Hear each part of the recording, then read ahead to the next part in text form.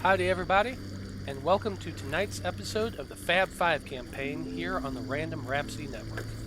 As always, we are live streaming our sessions on twitch.tv first, and then we'll be uploading the episodes to YouTube and podcast 1 week later.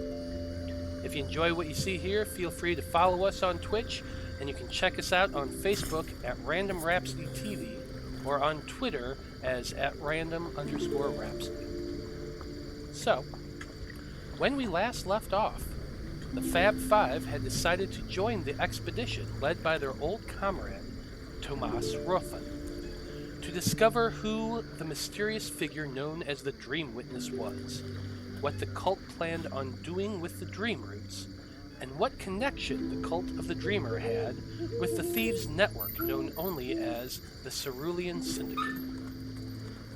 The group of adventurers had secured passage aboard a fishing vessel called the Fairwaters, and had been traveling several days aboard this ship, passing their time alternating between fishing and defending the ship along the dangerous waterway. For the last leg of the journey, the Fairwaters was plagued by both foul weather and dense fog, making travel slow for the ship. As the day wore on, the Faab Five encountered a rowboat traveling in the opposite direction, carrying a small group of monks from the Order of the Blue Heron. The group learned that this monks' monastery had been overrun by a horde of wraiths after the theft of 2 ancient relics from their crypt.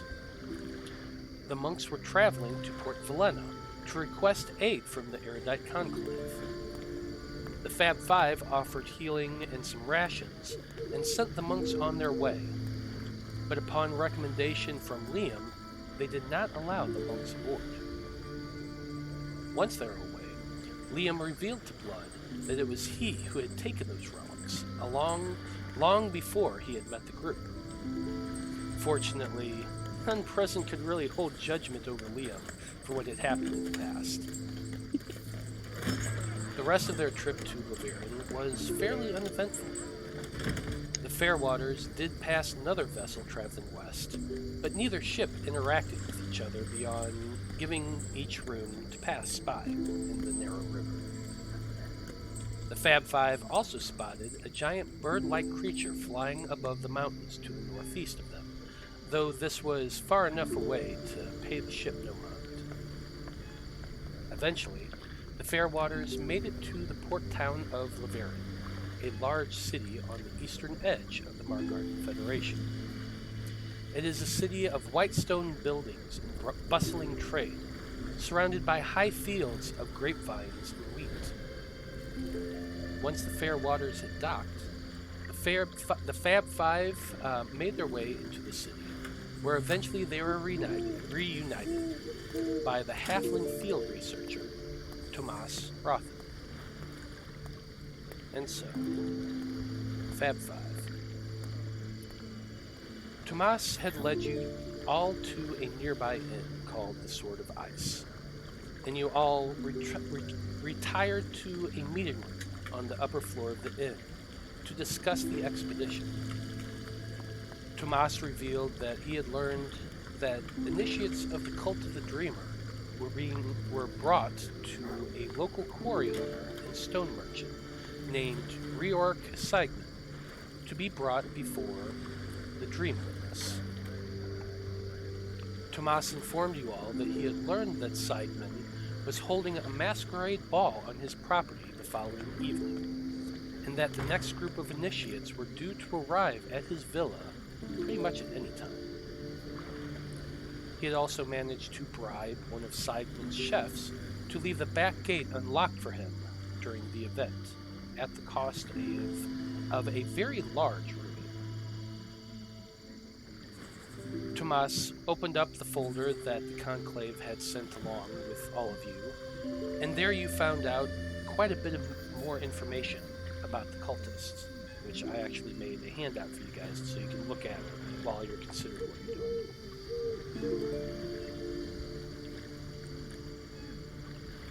In a nutshell, as I said last session, Seigman is primarily a stone merchant providing both marble and granite. The Conclave believes that he is also a black market dealer for the Cerulean Syndicate, dealing in both illicit drugs and antiquities. He is believed to also be a direct supplier to the Federation Zaim, and probably gives him quite a bit of those fancy items that he tends to parade about. Sigmund has a large villa about 8 miles to the northeast of Laverne. Its location is no secret. It tells you about his sigil and what his servants and guards tend to wear. It names a consort of his, a woman by the name of Trasha, who accompanies him pretty much everywhere, but is an individual that the Conclave has no other information about. Besides his illegal and illegal activities, Sigmund is also a known hedonist and is well known for throwing elaborate parties and masquerade balls on his property, inviting both prominent members of Laverne society and foreigners alike.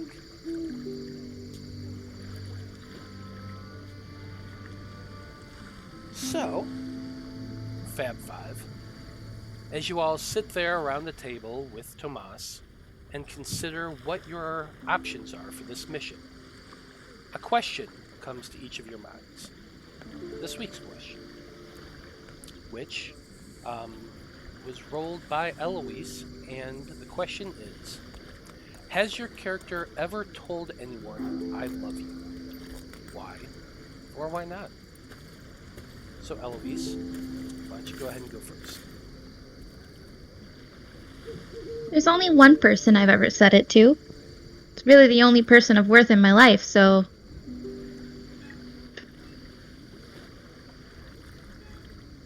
Care to elaborate? Not really. Fair enough. Leo, how about you? I can't say that I've ever said I love you to a person. Perhaps a bottle of whiskey now and then. But, no, never a person. Grew up in an orphanage. Never really had time for that. Been training the most of my life. Fair enough. Apollyon, how about you?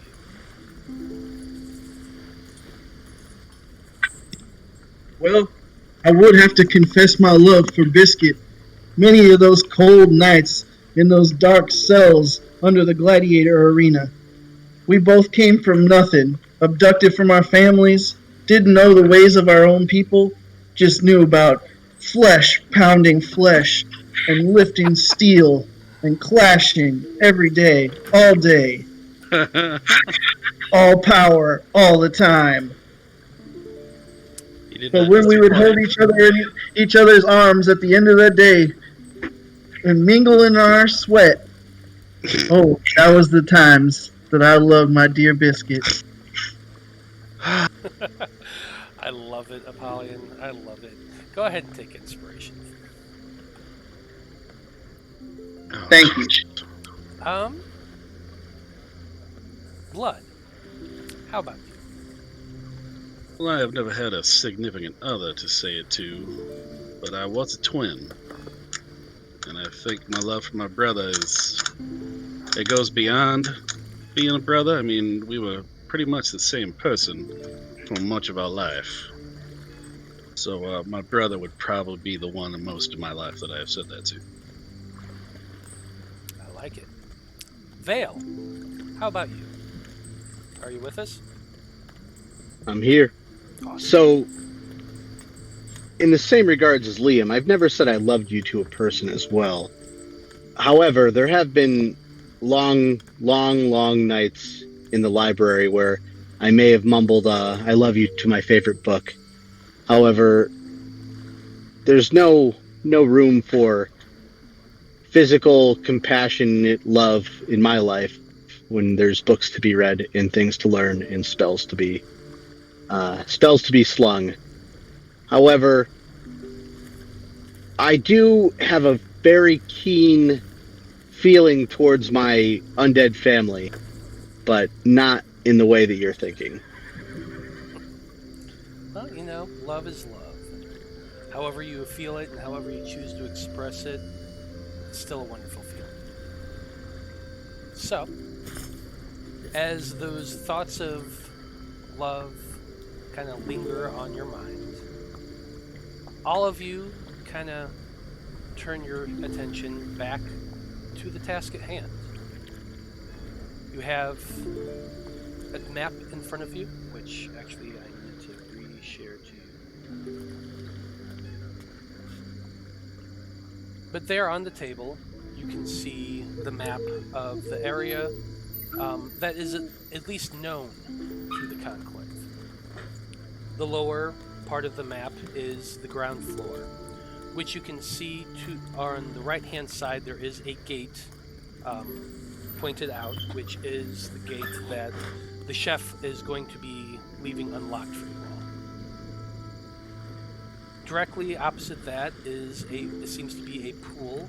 There's a dining room below the gate, and kitchens and a pantry that seem to go down into a lower level. Now, unfortunately, you don't have any maps or anything like that of the lower level. However, the Conclave did note that a wine cellar was recently built down there. There's an armory, guys. In the center of the villa, there is a large garden with a fountain, and it appears some type of shaded area, possibly with columns. It's hard to tell from the map. But it does note that there are guard rooms and an armory, barracks, and things like that. There is a large ballroom and a foyer, and it even gives a bit of detail about the upper area of this villa. In the upper area, there's a landing in the sitting room, a hallway and a bedchamber to the northern side, and then another sitting room with much smaller bedchambers to the south. So as you all are kind of looking this over, and you're kind of considering how you guys are going to accomplish this task. Now, the task, as you all know, is you are trying to get information about the Dream Witness. Who it is or what it is, what connection they have to the cult, what they do for the cult, what connection the cult has between them with the Cerulean Syndicate, and also what they are doing, what do they have planned for the Dream Witness. Tomas has explained to you a little bit that how he found this place. I explained this all last session. He went to Rani Vika, and he snuck through there, and he found documents saying that initiates were taken to him to meet with the Dream Witness, which is why Tomas wants to infiltrate his mansion. How you guys do it is up to you. As Tomas said, there is a masquerade ball happening the next evening. God, I can't talk today. The chef will leave the gate open for you all. How you guys want to do this is entirely up to you. And Tomas kind of says that we need to consider everybody's strengths and weaknesses. This is a mission that we don't want to be seen. We don't want to be known that we're doing this, unless you guys are just planning on running in there and killing everything. It's an idea. Nope. We're going to use our subtlety and charm. I guess we could do this in character. Down here on the bottom right for the first floor, the pantry, is that a set of stairs or a ladder going down? Yes, I believe it's a set of stairs going downward. And we don't know anything about the basement level, the underground levels. It's noted that he has recently did excavation to build a wine cellar. But beyond that, we don't have any other blueprints of it. Because it doesn't look like, looking at the rest of this map, that there would really be a proper meeting place for initiates and the Dream Witness. This looks like a standard, ostentatious home, but a standard home for someone of his station. So we need to get into that pantry. I'm pretty adept at creating distractions. I can get you in there. Tomas will point to the other staircase that's over there by the foyer, and he points out it looks like those stairs go up and down as well. Okay. Well, perhaps you all should try to be a little sneaky and go into the kitchen and see what's down there, while Mr. Veil and I will play our parts as eccentric gentlemen from a foreign land. I like it. God damn it! I fucking totally forgot what I was gonna ask. You son of a bitch. Do we know how long he has been entertaining initiates for this Dream Witness, or is this his first time? Unfortunately, we have no way of knowing. The papers that I found, it didn't specifically say how long, but it did seem like this was a regular occurrence. I was thinking if that wine cellar was so new, and if this is maybe his first time, that could be why it's there. But if this is a regular thing,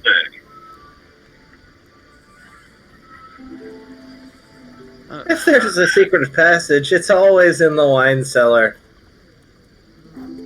but if this is something he's been doing regularly for a while now, if that wine cellar is new, I mean, maybe they moved it, maybe they relocated her, but I mean, we still need. I want to check that out anyway, if possible. Are there any other outbuildings like a barn or a shed or a whatever? Well, it's not on the map itself. Tomas does tell you that he has been out there to at least do a cursory walk around. And there is a barn just off of the property that's shown on the map. That's basically for just horses. It may not be. That could be something too. Yeah, that's also a possibility. That could be like an escape route from the other places. They come up out of the barn, or they go into the barn, and that's how they get into the villa. It is located towards the front of the building, just so you guys know. Like I said, it's not on the map itself, but it is towards the front of the building. And there is a road that leads down from the upper area. If you look at the bottom, you see a little staircase there. That leads to a road, which leads farther down and eventually heads to the city. Okay.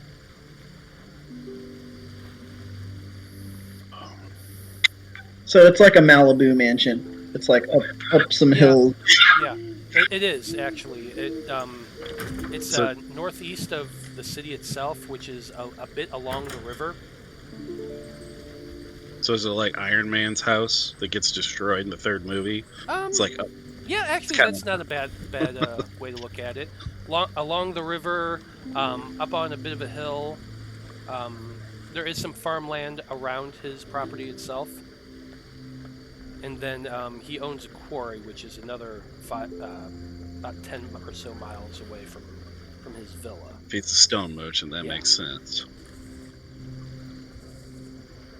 I mean, that's an intriguing idea to go to the quarry too, but I don't think it's important right now.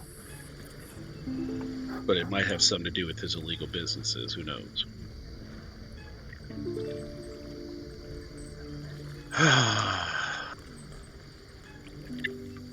Well, I know you're also thinking about what's in that armory, aren't you?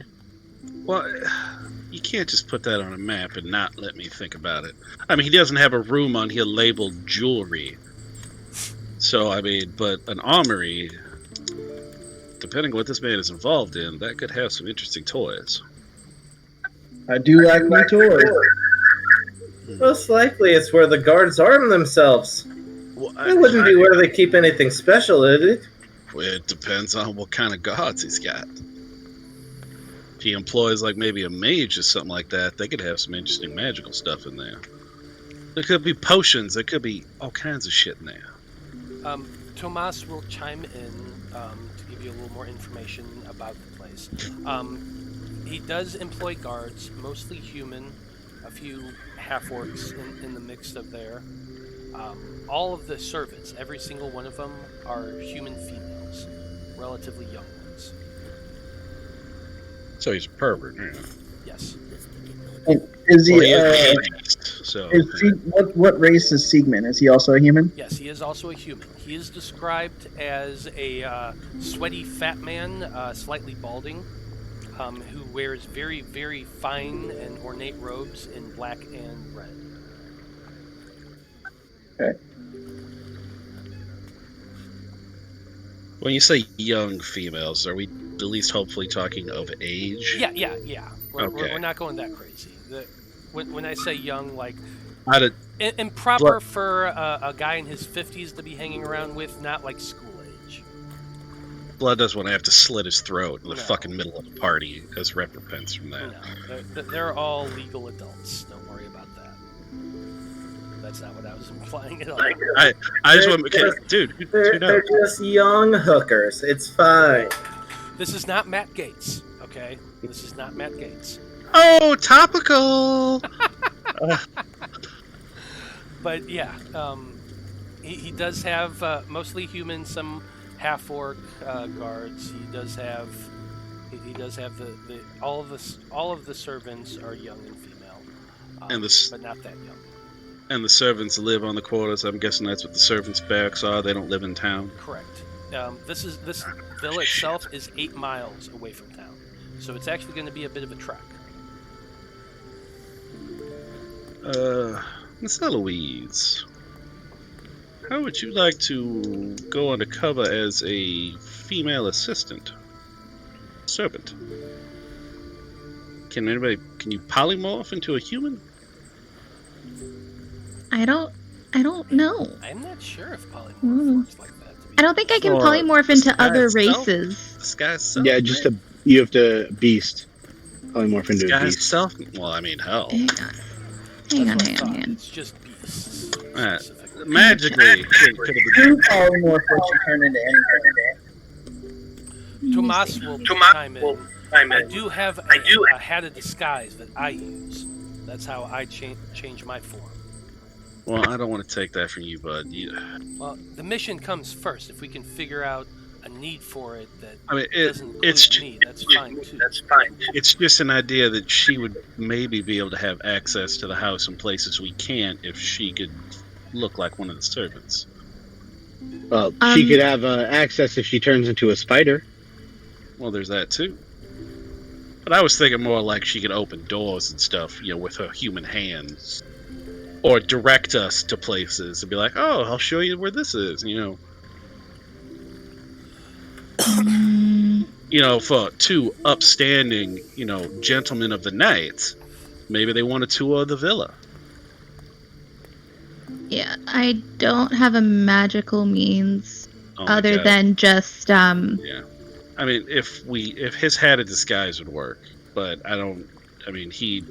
My hat of disguise would work, but it'll work on anybody. So yeah. anybody could transform themselves to look like a servant. What's the time limit on the hat of disguise, though? Good question. I have think them once you sometimes. engage I it. have good thoughts sometimes. Not very often, but sometimes. Ooh, there's a hat of vermin. What is that? It's just the spell ends if the hat is removed. It doesn't have any Yeah. real Doesn't have issue time other than on the it. fact that it's attuned. It's just a disguised self spell that it's at will, so you could just keep, even if it had a time Because usually, limit, you could isn't just the keep doing it. disguise spell doesn't it only last an hour? The or disguise so? spell, the spell does. However, this is an attuned A magic item. Yeah. Oh, So okay. that's why it's like the masquerading faces for the warlock. You Or it's can like just fucking do it. My cloak of elven kind, I'm always hidden with that, and that kind of thing. Well, that's an idea. That's we can table that. It's one idea that she could go in like that and help us get around. I mean, are you known? Your regular face, Tomas? Are you well known around here? I've kept myself a gnome whenever I'm out in public. So they wouldn't have seen you regularly. Okay. I plan on, getting a little bit of hair dye, change up my look a little bit, just in case some of my old syndicate friends might be in town. Because if this is a party, that some of them might be here. So, the idea that you guys are having, we enter during the ball. Mm-hmm. Some disguised as the help, others disguised as guests. Well, if that's something she wants to do, she could be disguised as an assist. Because looking at this map, it looks like that gate goes right in by the pool. So it's almost like we would be entering, like, right kind of into the edge of the party. We're just not going in with invitations. Look at another idea.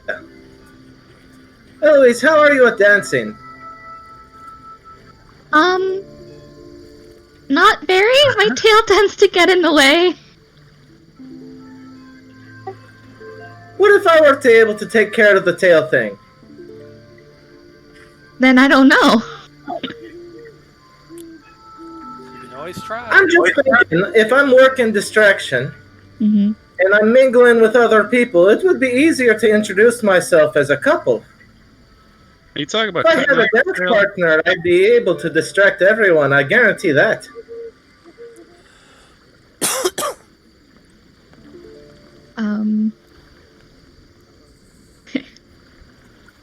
Girl, say It yes. really depends.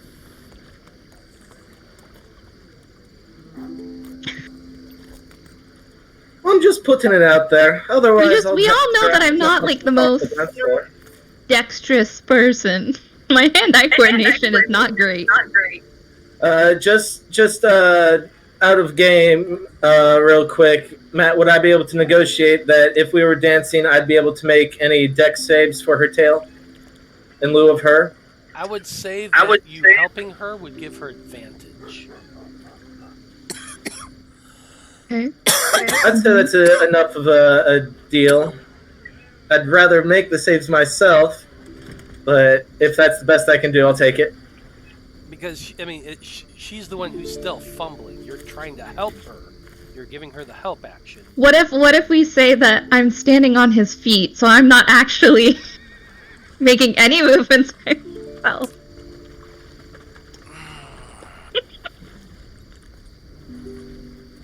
I imagine her tail sabotages her.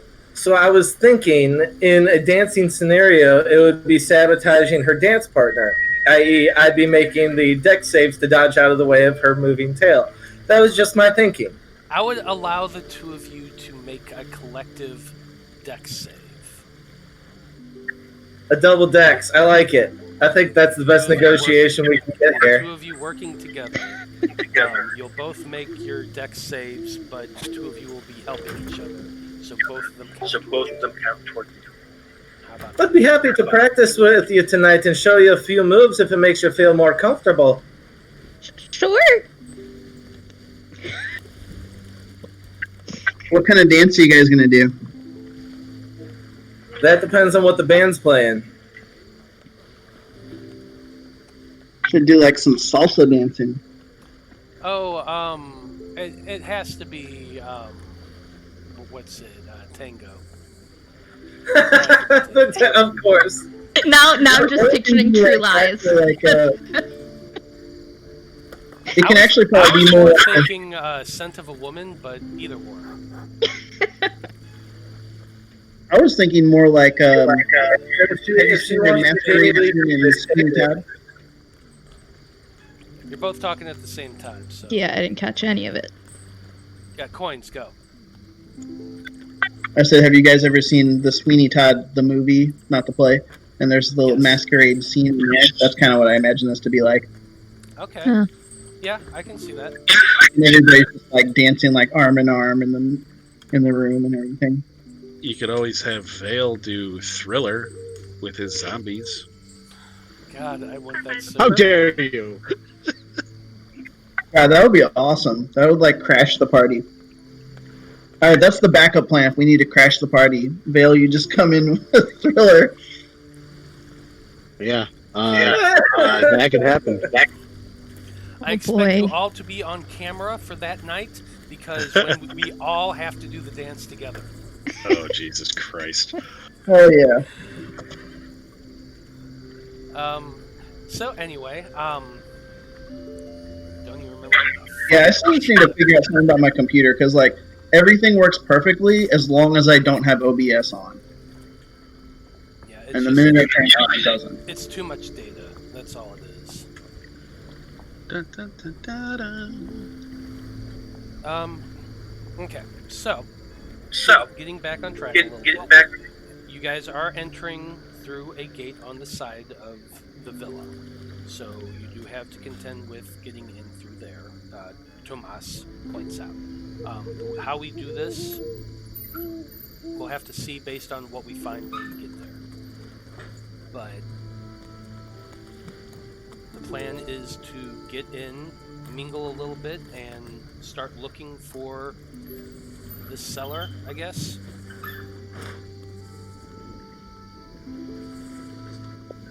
Sounds like a plan to me. Well, I'm trying to say, me as DM, you guys are making the plan. I'm just trying to. I want you guys. Yeah, I think we go in, we distract everyone who can get away from the crowd, goes and looks for the lower layers and the armory, anything that's on their goal list to find. And then we're going to need a signal. We're going to need a signal for when you're ready to take off and we're about to leave, so we know to leave together. It's a kitty. Looking at the camera like, what the fuck is that? I have an idea for the signal. Ooh, yeah, we could make rainbow sparks. I was hoping for something a bit more subtle, so that we may disappear and not be recognized. Are we going to try and do this in 2 groups? We're gonna split the party? I don't think we should split. As I said, we could just have the stones. But I think splitting up is the best course. Some of us need to be mingling and talking to people. Find out what these other high-ups know. I highly disagree. We can't all, as a group, go down into the cellar. That would do nothing but draw attention. You got to be kidding me. maybe we attack it from 2 sides. Tomas will point out that there is likely to be people working in the kitchens. Yeah. It's a Is party. Tomas- There's probably servants walking in and out. Is Tomas going in with us? Yes. Oh yeah. Okay. I can make us sneakier, but you all have to stay within a certain amount of distance from me, so if I'm not one of the ones going into the cellar, I can't keep you sneaky. Tomas will also mention that he can cast Pass Without a Trace too. But can you cast it infinitely? No. I have limits. Is there a window into that pantry, by chance? Or is it just a sealed room? All of the the pantry itself, no. It seems like it's a sealed room. The windows, I can tell you, are iron barred over glass. This place is built like a fortress. I think whoever's going down to the basement, just be prepared to take out any guards that may be in your way. Take them out quick, but definitely take them out. There's no way of sneaking past them, but it's gonna have to be done. Oh, I mean, I could tip my arrows and my bolts, and, well, I guess I don't have physical bolts, do I? Not really. Shit. Tomas also can cast invisibility on him, or on somebody. That's an option as well. Say I could tip my bolts and poison and get a little extra damage on them. Then you can have invisible poison. Yeah.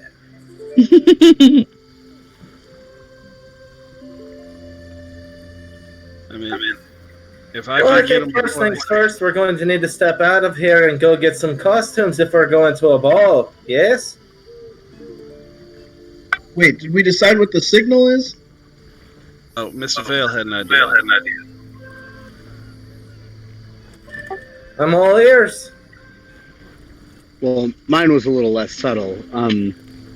I was thinking if we're all split up and we need to get out of Dodge, the only thing that could be audibly heard throughout the house was if Fireballs. Eloise cast thunder. What's the spell? Thunder wave.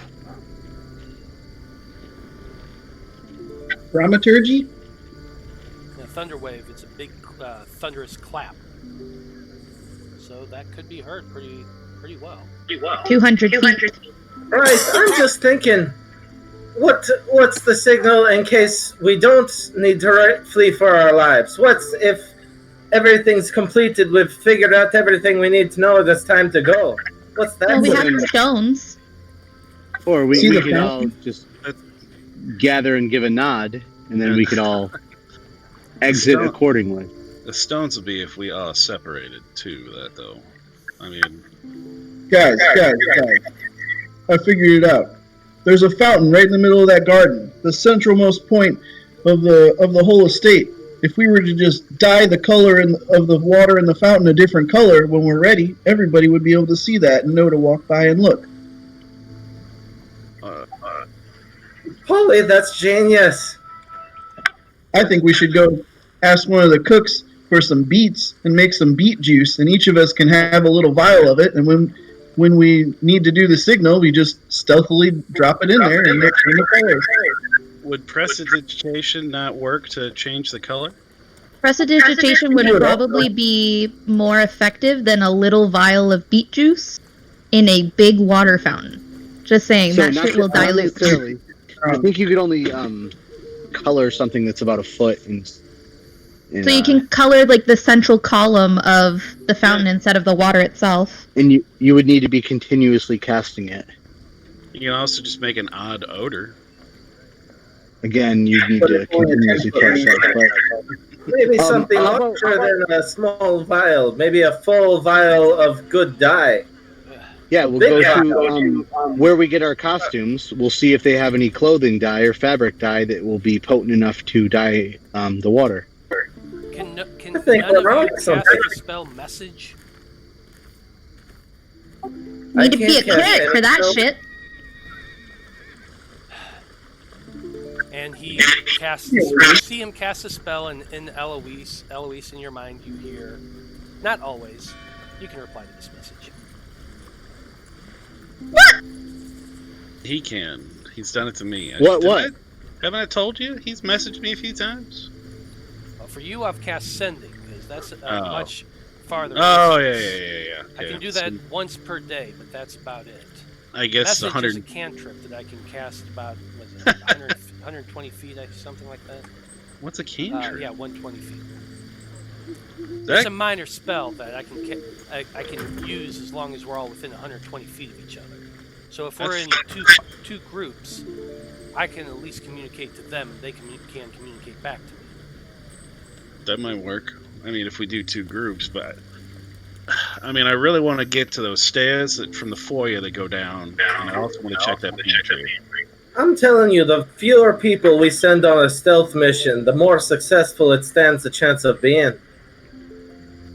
Well, Tomas, do you and I want to go down below? I think we would probably be pretty good. Nope. All I can do is send a That was message through too an easy. animal.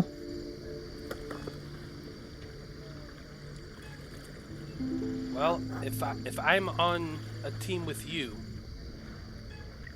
bring one other person with us just to have some backup. That means the other three can move about the ball itself. We do still have an upstairs area too to consider. Mm-hmm. If there's nothing downstairs, upstairs is the logical place. Well, we could see, I guess, from that foyer going into the ballroom, the stairs there. You know, we could meet at the stairs, and some go up, some go down. That's expecting that nobody's guarding. Well, there's that too. There is no doubt guards to be moving about. So whatever we do, we have to be subtle. I'm curious if we're allowed upstairs. We know if he has any pets? Fortunately, no. Because Not if in we the are dossier, anyway. if we are allowed upstairs, but that seems more of a private residence with bedrooms and sitting rooms and things like that. And you said there are bars on all the windows. God damn it. This might I'm be sure without Mr. Blood, you could probably take one of those young girl servants upstairs and get a whole lot of information out of it.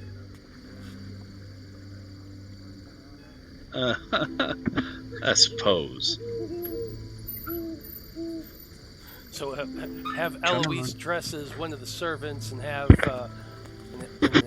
Blood be taking her upstairs to get a little private time. Is that what you're saying? Blood's fur could go beet red. Or we could like take her up there and tie her up, and then Eloise could disguise herself as her and go back downstairs unnoticed. Oh, you meant a different girl and not Eloise. Oh my god. Yeah, like an actual girl that works there, or is a slave or whatever. Okay, is that the direction this is going? I went from blushing to sheer terror. Okay, why not?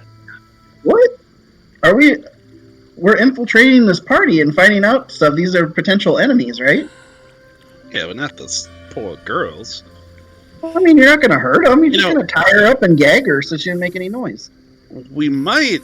I mean, if we had more time to, investigate this, we might have been able to see if any of these. So I guarantee those girls cannot be the most happy of children working for this man. Because I wouldn't imagine so. No. If he is the way That's he the thing. is, You try to question him first.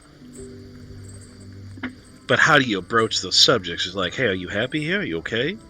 I guess. You say you want to go upstairs with me. I'm a important, rich tabaxi from wherever. Well, maybe they got a thing against fur. We do have a human in our party.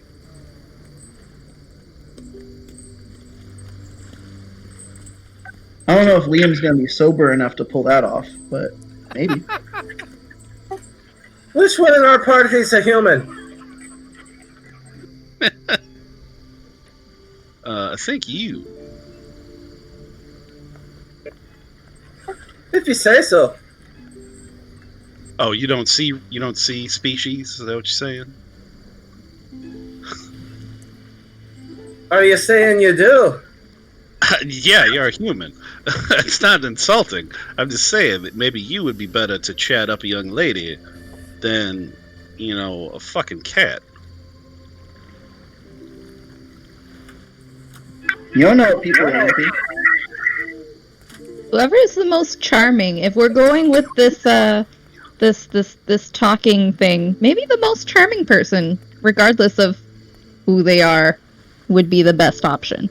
Well, if you're talking about seducing your way into the villa, old Apollyon could always go try his way with one of the guards, too. Hey, I was actually thinking about the guy that owns the house. Honestly, I'd rather when the DM goes, oh god. With the ladies. You can certainly try. He is a hedonist. You never know. Oh yeah, baby, we're gonna have some dirty, nasty fun tonight. Oh boy. You could read him some of that stuff you learned in Grovejaw's book. Oh yeah, I got it on me. I'll show it to him.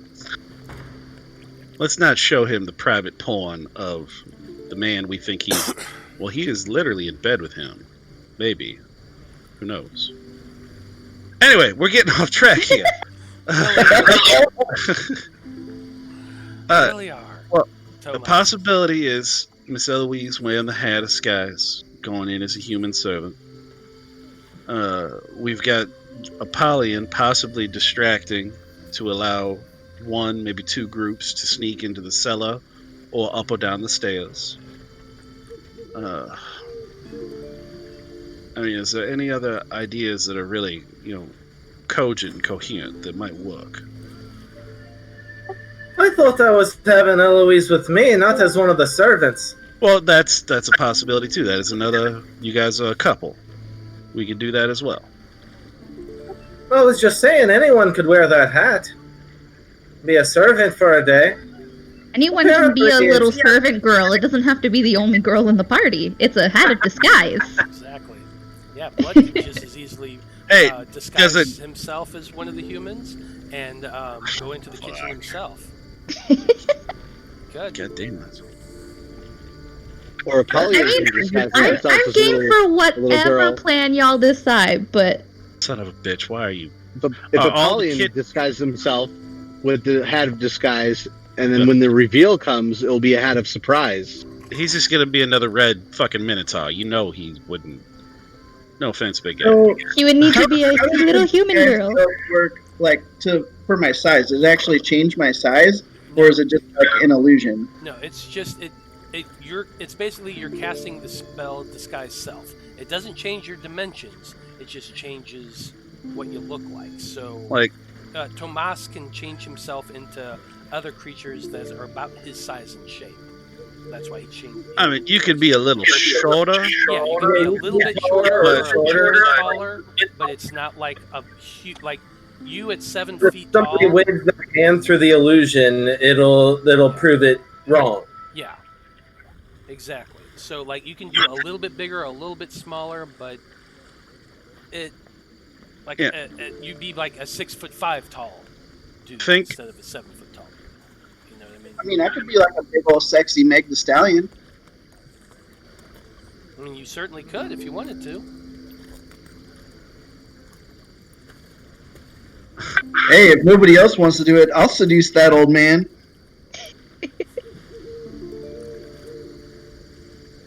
He'll be telling me everything he knows. I suppose I'll see what I can do about distracting Trasha then. Beautiful name, by the way. Now, the kitchen staff, are they all female as well? Fortunately, I don't have any information on them.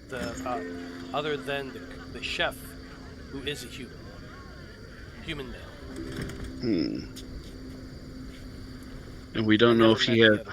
I never met anybody else among the kitchen staff. Damn it. I mean, if I'm gonna... And I'm guessing Disguise Self, would I be able to take, like, the form of another person? I don't think... Does it work that way? Yeah, I mean, you could transform into looking like a human female, because you're roughly the size and shape. Like, exactly like one of the other females there, though, or is it something you can't, like, body double kind of thing?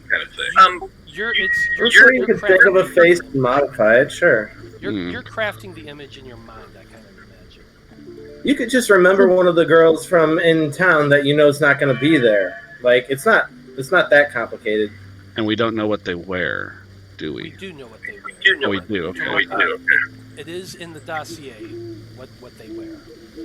I'm wondering, because, I mean, I've got... On the other hand, exactly like one of them would be easier for you to slip into places because the guards would recognize you. I do have +5 to deception. Yeah, the livery is red and black. I am actually liking the idea of me sneaking in to get into that cellar. Because, I mean, I'd be the best one to go in and look for traps and stuff anyway. So you should take the hat. Well, if you take the hat, I can cast Invisible on myself and accompany you. That'll also allow us to keep in contact with the other group. You'll have to keep track of that hour that you get. You don't want to just randomly appear somewhere. Oh, I keep track of my spells. I hope when we're not walking around too much, we go get right in and do it. There's a possibility that you and Miss Eloise can go in as a couple, and then Veil and Apollyon can be distinguished gentlemen from the West. That's right. Sure. So if you and Tomas are checking out the cellar, are you guys also going to be the ones to check out the upstairs?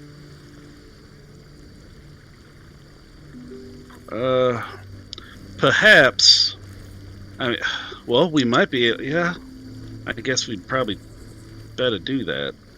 Because if we want to hit both simultaneously, I have the ability to, one, change my shape into, a nice little house cat, or I don't know, something else or a spider, or something that's not going to be noticeable immediately. Or I can hold person, or slow them down, or charm them. So that way they don't hopefully follow. Boy, I think charm them would be plan A. Well, I'm hoping plan A is not get noticed. Plan B would be charm them. Fair enough. Plan B. Fair enough. So it sounds like everybody is in agreement to infiltrate during the masquerade ball. Use it as a distraction. Oh, yes. So, in all fairness, we could just leave right now and try to break in the morning. But Yeah, I mean, it would be the first time I've used a party to try and sneak in somewhere, so it's a good idea. I think with all the guards spread and everyone in action, it would be the best time for a distraction and a infiltration. Hopefully they're not expecting it. You know what I mean? yeah, I do definitely know what you mean. I suppose that is fair. It is in all likelihood just a giant trap. Yeah. Why would they do You know, giant traps. You never did tell us how you got caught by them the very first time we met you. Well, there was word that some assholes were running around through the woods, going through the camp, and I decided to use that opportunity to sneak into Grovagar's tent and see what I could find. And unfortunately, that bitch, Wraithguard, walked in with her stupid flying eyeball. Oh, is that Volek? Yeah. Yeah, she's dead, by the way. Now that's some good news. I had the pleasure of killing So's the him flying myself. eyeball. We got rid of that too. And I wanted him as a pet. Sorry. No, it's all fine. It's fine. Good news for me. Yeah, That she is dead. bitch beat the hell out of me when I was chained up. We got two of his lieutenants, I think, in that fight. Mm-hmm. But we didn't get the bod. That motherfucker showed up in Valena. Or Golden Tongue. And I'm sure you guys sit there and kind of talk a little bit about let him know everything what's that going on. throughout the evening. Yeah, and you guys do talk long into the night. And as the evening wears on, drinks are ordered by Tomas in his gnome form. He keeps you guys kind of out in there and out of the way to be seen as little as possible, and he explains as much. But as the night goes on, and you all drink and continue discussing. So which of us are going to need fancy clothes? I'll get the outfit anyway. Well, you know what? I got the hat. Yeah, you're going to be in the got hat. But you might want to change out of that. You might want to jump into the group if something's interesting's happening. So you may want to stop being a scarf. I say get the outfit anyway. Well, I might, but with the hat, I can make the outfit. Mm-hmm. Can you just change it at will like that? That's cool. Will. Yeah. It's a cool little toy. Okay. So whatever, you'll see the outfit you want and be able to copy that then. Cool. Yeah. I gotcha. Like he's got the idea of his ship's captain idea that I was coming up with. You could be walking around naked for the rest of your life with that hat on, and nobody would ever know. Yep, pretty much. It'd be drafty, though. I thought blood already was. Summers would be amazing, though. Fuck you, Apollyon. He wears fucking clothes. Eloise, eventually Tomas does come over to you and he says, "Now, I did hear about what you all found in Faab Hollow, and I just wanted to express my sympathies to the loss of the druid grove there. sure that was really hard to see. You weren't here in last session, but that was actually one of the very first things he brought up and appointed was his sorrow for that when we met him here. Yeah, but he just reiterates that to you as well. Was I not paying attention? I don't remember that. Yeah, it was one of the very first things he addressed when we got into this room, honestly. It was. Tomas is thinking about that. And he does say, I know you druids understand the nature of the universe and all that stuff, but still, it sucks what happened there. It does. But it's nice to know that there's at least one compassionate person within your order. Well, I'm sure it hit a lot more people than you might think. We archivist types hide our feelings a little bit better than others, but the loss of any group like that is a huge loss for everybody on the continent. It is.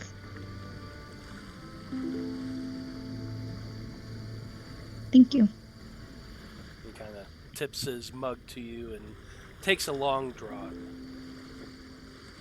I have And another idea. Join him in the drink. Go right ahead, yeah. So, I got another idea. This gentleman is a purveyor of rare items, relics. Correct? He likes selling these things on the black market. We have a couple of interesting items. We have a small, I guess, there's a small gold statue I think we got from Grover Jar's shit. Is that something to do with the Dreamer? Or is it just a small gold statue? I don't remember. I honestly don't remember a small gold statue with Well, Grover stuff. If Well, it it may is, not- though, would he we may not have gotten it recognize there. it as something? Well, that's what I'm saying. We also have a silver medallion in the shape of a tree. Now that thing is one of the relics of Yeah. that is their symbol. But I was going to say, we could take this little small gold statue. We could figure out what it is. I don't even remember. It's just in the information I'm pretty sure discovered. it was just like a sellable art thing, probably. You know, this But- guy does love dealing in these things. If we had a charismatic individual that wanted to maybe present him a couple of these items and chat him up as a way of distracting him and maybe go upstairs to his study, get him alone, put him in your portable hole. It is an interesting idea. Perhaps Vale and I should be these exotic merchants from afar that intend to show him some of our goods. Vale's got that honey tongue. I think he could charm this gentleman.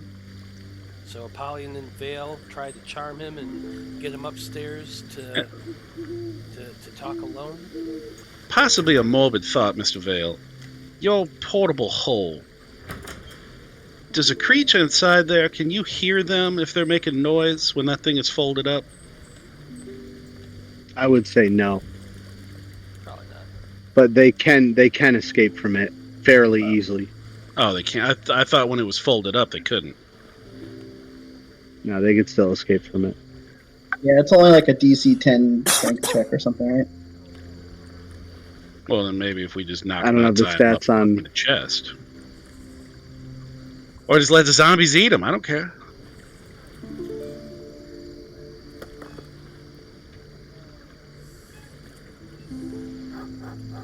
Dark messages from Blood there, but it's possible. Like I said, these items, I mean, you guys can... I thought we're here just to see who or what the Dream Witness is and get more information on that. There's Where that did we too. go off into kidnapping and Well, I was just making a murdering joke. the host with of that. this whole soiree? I was making a joke with out of character. That was just me fucking around. I was just curious. It's like, could we get this guy out of the fucking place? But he only have 10 minutes of air if he doesn't escape. You know. I mean, you could definitely try. But I mean, if you guys could get him upstairs, I mean, you could see all kinds of stuff. Maybe just seeing things in his office. That would be a hell of an upgrade of the mission from infiltration to kidnapping. We're not gonna kidnap him. I promise. I have never done that before. That is the truth. Tomas is just like, sure, kid. Hey, He has his hey, feet up on the table. dude. I dealt in black market things and shit like that. I never kidnapped anybody. If I was gonna I killed people. It's a different story. Okay, yeah, you're right. Oh, You're yeah, right. you're My right. bad. You're right, My bad. my Blake. bad. That's so He much better. follows the Ravager code. It's cool. Kidnapping them is so much more work. It's just DC not worth it. 14 insight to see if he actually did kidnap someone. Blood. Make either a deception or a persuasion, I guess. I don't know. Are you being deceptive? No, he's never fucking. Buddy, Yeah. but he'll make your Then fucking. persuade me. That's pretty persuasive. Yeah, I'm very convinced. I back off. I say, Like I okay, said, all right. it's too much work. Plus, the people that I went after, I mean, I wasn't that high on the list of people they would use for stuff like that. I'd only been with them for a few years. That's typically high level shit right there. That wasn't my thing. Not yet. All right, so tomorrow morning we go out and we get the garb in order to infiltrate here. This should be fun. By the way, once we leave this room, my name switches to Bruce, and I'll be switching accents as well. So just try not to draw attention to it like you did last time. I guess if I can attune to the hat tonight. You got it, Bruce. Yeah. What do you My boots of striding and springing. Okay.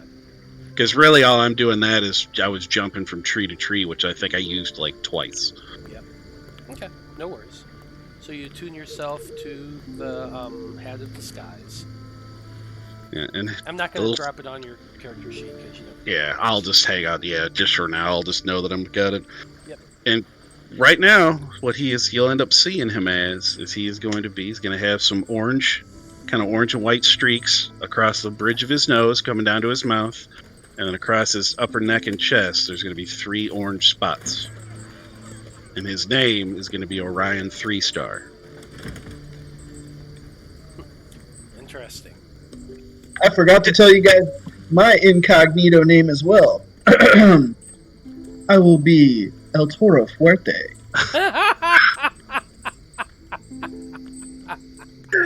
I love it. You didn't get inspiration already in this game. I'd advocate that you should for that. Behold, sir, look at El Toro Fuerte's magical items here, and rare treasure. I love it. So it sounds like you've already got a backstory all in place, don't you, Apollyon? What am I missing? That's right, of course. You ain't missing nothing. This is just him. I mean, is there like something on camera that I can't see or something? Oh no, it's just not at all. you just got a theater of the mind here. You just all right. I guess do we need to dye your hair, your fur color, anybody, Apollyon, or do you want to go in red? How I'm about probably bright leaving my orange? skin color the same. I'm gonna wear a mask and like a cape. Kind of Well, I didn't know if you would have fur as well. almost like Phantom of the Opera, or almost like a matador. Are you keeping yourself your red He'll color? be like shirtless like normal, so it won't be as apparent. Oh no, we got to get him a white kind of lace, filigreed shirt. It's going to be open and flowing. If there could be a spell like a cloak of billowing, if we can find a cloak of billowing with that open shirt, a rose in his mouth, it's going to be Oh my god. You know what? Gonna Just be- for you, I'm going to allow the tailor to have a cloak of billowing. He's gonna be Yeah. tuxedo mask. It's going to be a bit Oh, that's expensive. so great. but You can have it. I like it. He's gonna be tuxedo mask. If he doesn't have the money, I'm lending it to him. That's so beautiful. Oh yeah. Oh god. Ugh.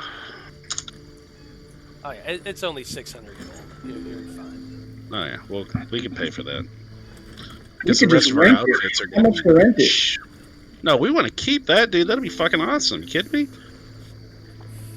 Dude, Blood can be Batman.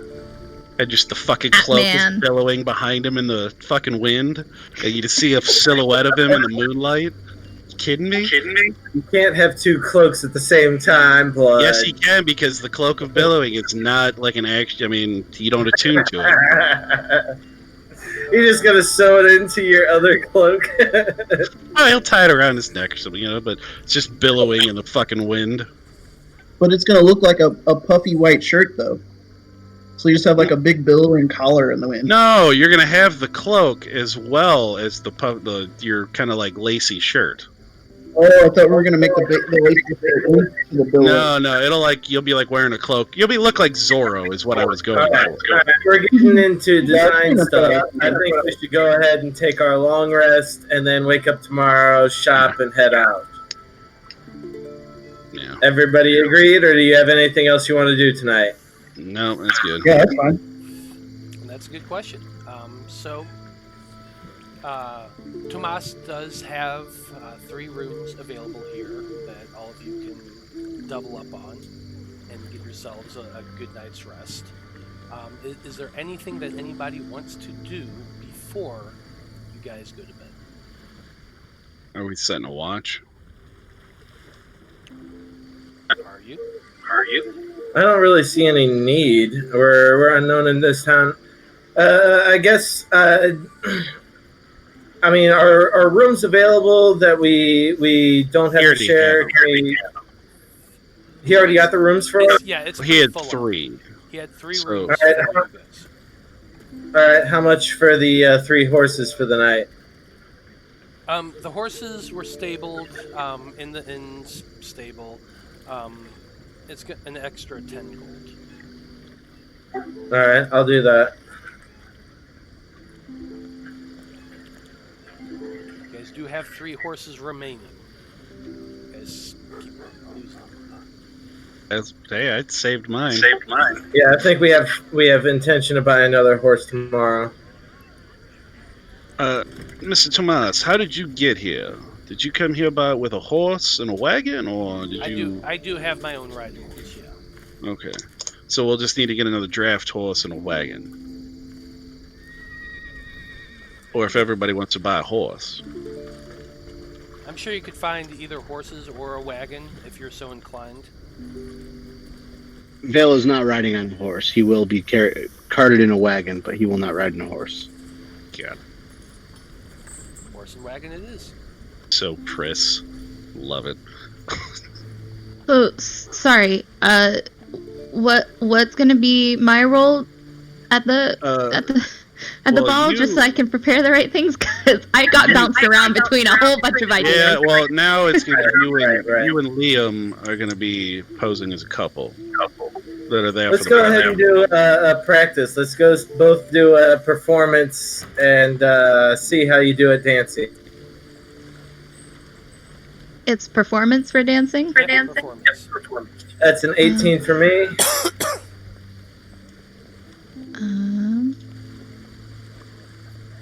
It's not too bad. Dun, dun, dun. Liam grabs Eloise, pulls her tight, and spins the 2 of them around there in the middle of the room. And her tail kind of starts to go out a little, and Apollyon has to duck back just a bit to get out of the way. But you do make a perfect pirouette, and then he spins you a bit and stops you right there. And you're a tiny bit dizzy, but you successfully danced. But it's a good kind of dizzy. It is. Oh boy. Okay. Trying to figure out what to. Oh, if I prepare Skyrite, that could be like a trigger instead of like making noise. Yeah, I think the current plan is die in the fountain, but everybody that's gonna want to call the signal is gonna have the die. Well, if you give some, if Blood gets some, he can try and sneak it, because look at his sleight of hand. He can try and get that in there as a servant. Sounds Like he you could need- come up Yeah, and pretty easily, yeah. Okay, it sounds like you guys need to kind of go over the plan one more time, all right. just to make sure everybody's on the same page. Tomas and I are gonna go in. I'll be a servant. He will be invisible. We will check out their new wine cellar. See what's down there. If we need your help, he can send a message, and you guys can figure out a way to get to us. Veil and Apollyon, do you want to try? Are you okay with trying to chat up the gentleman of the house? Yeah, Distracting him? El Toro Fuerte is more than ready to show him some of our fine and exotic goods. And hopefully he will Do spare we some have anything? Wonder if we have anything else. Yeah, you're kind Nobody- of muffled. Yeah, you're kind of muffled. I know he was talking. He was saying- so quiet. El Toro Fuerte is more than capable of putting on a show and talking this guy up. That's what he was saying. So Mr. Toro will have to do the main talking of this. I will be the resident falconer with my owl perched on my shoulder, but I will add quips here and there. But Mr. Toro will be doing most of the talking. wouldn't That's all right. casting spells, make everything kind of sparkle extra. You know what I'm saying? Oh, I'll absolutely give you the razzle dazzle. Excellent. I'll be like excellent. the hype man You just, for your you guys for your all show. see Tomas. He, like his mouth opens a little bit and closes like a fish, like he's just not quite sure what to say. Just let it go, bud. Let him go. They're Okay. either going to get caught or killed, or they're going to be successful beyond our wildest dreams. The whole gambit is open. So while they're talking up Segment, Liam and Eloise are doing what? They could be running kind of. You can have a sending stone, and if something happens, you can let us know. Well, But I would still say- have one of the sending stones, right? Yeah, I mean, and so Blood's got the other. You two could. Scouting, running, kind of almost doing surveillance for us, checking out the guards, checking out the guests, chatting up some of the guests to see what kind of information you can get from them. Oi, mingling, seeing what they're up to. You could, seemingly a couple in love, try and stumble up the stairs to find somewhere quiet and see what happens, see if you can get through. I'm sure they've got some pretty good hors d'oeuvres, too. Ooh, food! Yeah, probably. Okay. So it sounds like we have 3 targets, and we all going to know our roles. I'll be the communication between Blood and I and the rest of the group. Eloise, you can message us once, it sounds like. The stone, yes. I would say save that for if something goes really bad. And if something goes really bad and you can't use the stone, I think your best bet is making the loudest ruckus you can and everybody split. Meet back up somewhere in the hills. Okay, so I should be preparing Thunderwave. Good to know. Okay, will do. Mr. Veil, if you have to, and I know you don't want to lose your children, maybe let you. Sorry, you guys kept saying something about dying. I don't know how you're going to die. So, honest, Tomas is just saying probably a loud sound would be better. Yeah, I mean, I can have some die, if we figure something out and I can, as a servant, get it into it. But that would be if absolutely everything goes perfectly 100% right. Yeah, that's got. And also assumes that everyone's around. Also with our group, when has that ever happened? Again, I can prepare Skywrite, and should anything happen, just... So if you're safe enough that you don't use Thunderstrike, you can use Skywrite to write something up there, and we see that. That's our other signal. So we have 2 signals. Mm-hmm. And either one we Oh, go. okay, so You know I'm what? preparing both Thunderwave and Skywrite.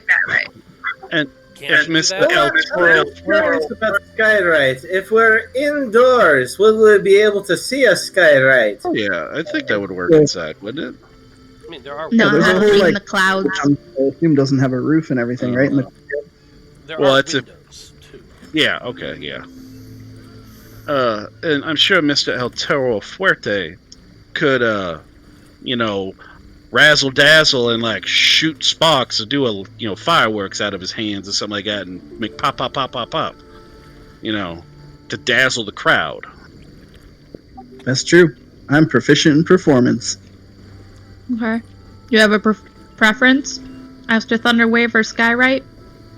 I'd say Thunderwave might. Well, because we got to be looking outside for Skyrite. Everyone's a lower level spell.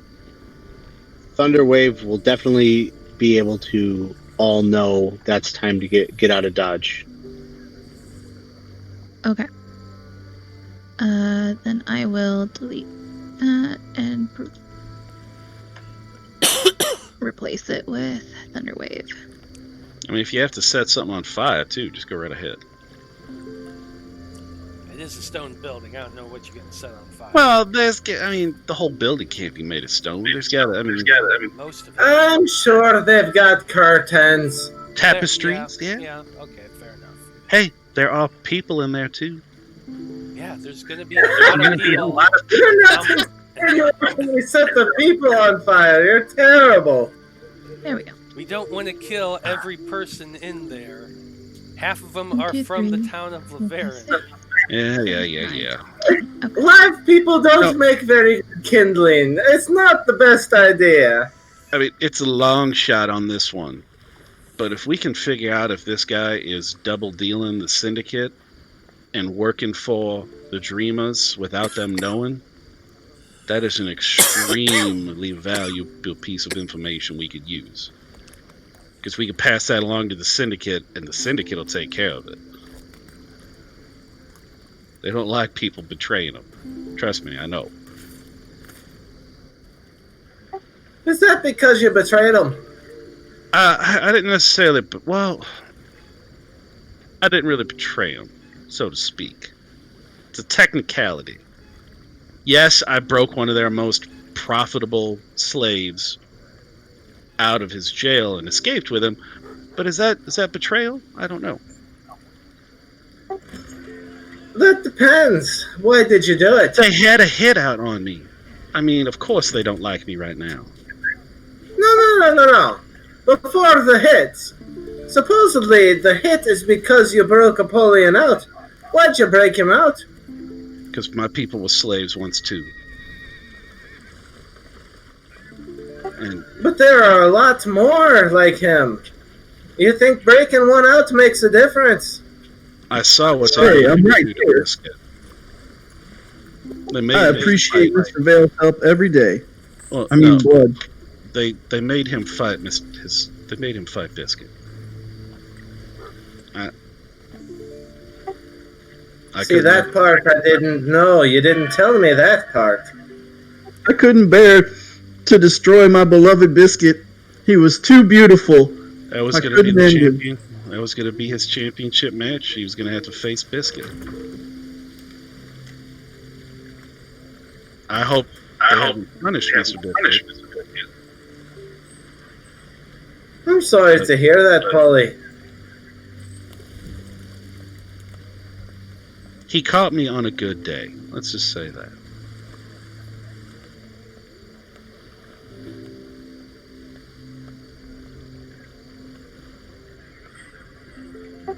I think your puzzle's starting to come into view a bit here. But if there's no other business, I'm headed to bed for the night. I guess how are we doing the arrangements? Hey, well, I guess if we're doing stopping in. Are we going to do a watch? Do we want to do one? Do we trust this town fully? If you wish to watch, I'll do a watch. I'm not going to insinuate one. I don't think it's necessary. But go ahead. I slept fine last night, Tomas points out. Yeah, but you also as a gnome. They might as well. Yeah, all right, let's take a shot. Maybe we'll be fine. He passes out 2 more keys. He says, I got the room on the left. Someone's welcome to bunk with me. The rest of you spread out. We meet up for breakfast in the morning. I'll have it brought up here. I guess Veil just nods towards Tomas and heads in the room. He's going to share it with him tonight. Okay. So, Veil, you head in with Tomas, and you see Tomas spend a bit of time casting his message spell, sending orders down to the innkeeper for the night, because that's the kind of asshole he is. Alright, in case we are being watched, are Liam and Eloise bunking together for tonight, just in case? So that way it sells it for tomorrow? That would make the most sense. Okay. That works. Blood have to have the concerned father talk with Liam. I expect you to be a perfect gentleman. Yeah, you better be having to talk with Apollyon. Make sure to get a little handsy. Blood will climb out the window and he'll sleep up on the fucking roof, okay? I feel like Apollyon knows the definition of consent, and... Hey, you know what? Even then, Blood and Apollyon spent like 6 months together before he met up with anybody else, so they probably spent nights in the same room together. It's fine. I think Eloise and Liam have spent nights together before. Whoever falls asleep on the floor first gets the floor is basically how it works with us. We fight for the floor. Pretty much, yeah. Fair enough. What you all do head off to your rooms. Tomas kind of scurries over to his, keeping his head down because he no longer has his hat of disguise. Oh, sorry, buddy. Yeah, whatever. He's got spells. He's fine.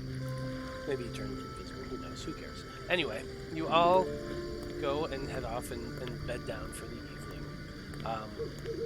A plan in your minds now, and an idea of how to do it. So you finish your long rest and wake up fairly early. You send for your breakfast, return to that previous room, and have a quiet meal as you all consider what it is you need to do today. So it sounds like you have a few places you need to go. Yeah, some of us are going to need ball clothes. And there is a tailor in town that you're able to find. Tomas knows where one is. And he leads you all to it in due course. So, Eloise, why don't you first describe the outfit that you're looking for this event? It's going to be a two-piece top and bottom. However, the bottom, even though it looks like a beautiful skirt, is actually pants. Secret pants. Awesome. With pockets, goddammit. Hell yeah. You got your pockets, girl, and it is beautiful. What color do you see this as? Any pastel color that he has on hand. Not very picky. So, a nice bright yellow. Cool. Okay. Liam, what are you wearing? Liam, first thing everybody's going to notice is that he shaved his beard off last night. He is currently rocking clean shaven. He is acquiring purple pants and a purple jacket with gold trim on it, kind of ivy pattern to the gold trim. And he's getting a mask with black and white vertical stripes. I like it. Okay, so then to make sure that there's some coupley matchy-matchiness happening, purple shawl. Purple shawl. There we go. There you Yeah. go. I like it. Apollyon, how about you? We're going to prom. Let me get you a corsage. Yes, for El Toro Fuerte's look, we're definitely going to have a little face mask with some frilly designs in gold and red, and then a nice billowing cape and a puffy white shirt, I imagine, with many frills and buttons, but I'll leave the top couple buttons undone as to show a little bit of my chest hair and my manly pecs. And then we'll have some very stylish boots, and I imagine a lovely walking cane. Absolutely, I dig it. And there's also the Cloak of Billowing. So, are you actually wanting it? Yeah, absolutely. Okay. Wear that cloak of billowing. As I said, 600 gold for that. Since I'm mentioning price, everybody, the outfits themselves are going to cost you 50 gold for both the design, the cost of the fabric, and the quickness of getting them made by this evening.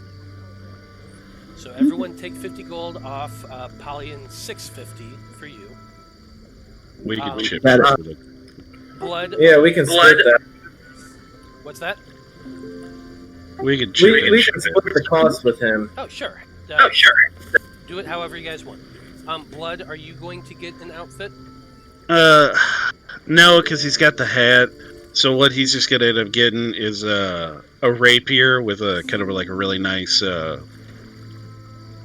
holster to put onto it, and I guess he'll have his little tri-corner hat. He'll have that stuff in the bag, so he can assemble that later. Okay. Or I guess could the hat of disguise look like a little tri-corner hat Yeah, eventually? absolutely. Okay, so yeah, he'll just get, because he's not going to be able to, the rapier and that won't be. I mean, he wants to actually be real in case he needs it. So yeah, he'll just be getting a rapier with a holster for it, scabbard. Okay. A rapier, just a regular rapier, 25 gold. There is a masterwork rapier at the blacksmith there for 125. And what's different with that? It's just a higher quality weapon. It's just a masterwork. It doesn't give you like a bonus or anything like that. It's just more of it's a weapon that can be enchanted if you were to so desire to do so, because it's such a high quality weapon. It could eventually be done. Does that make Alright. sense? So it I'll do looks that. super fancy too. Yes, it's a Yeah. beautiful piece. It's Nice. the basket hilt around it is made of silver and gold and stylized with a bit of fleur-de-lis. It's gorgeous. Sweet. Yep, I'll do that. Okay, go ahead and you can just add that to your sheet. And then he's doing 120 towards Apollyon stuff. I'll give 100 towards the cape if anybody else. I can give 100 towards the cape. So 0. Oh yeah, and Liam's long-ass white hair is tied up in a top knot bun, kind of samurai style. What's that? You No, want he's to dye not your done hair? that, but the 2 black streaks that he had throughout his hair, he's swapping to purple, so he'll be picking up some purple dye. So if you see purple dye in the fountain, that's Liam's signal to get out of there. You probably have in the disguise kits purple dye for your hair. If you want. But we can get stuff from the fountain. Sure, I want a full thing of. So let me just say 5 more gold from me. Sure.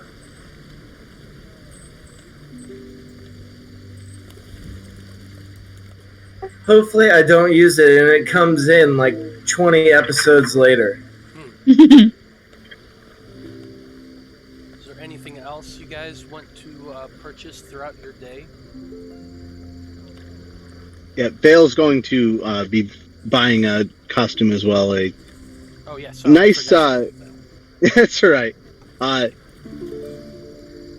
Fancy but subtle. So a nice charcoal gray outfit with silver buttons and a leather glove for his left hand that he will have the owl perched on for most of the evening.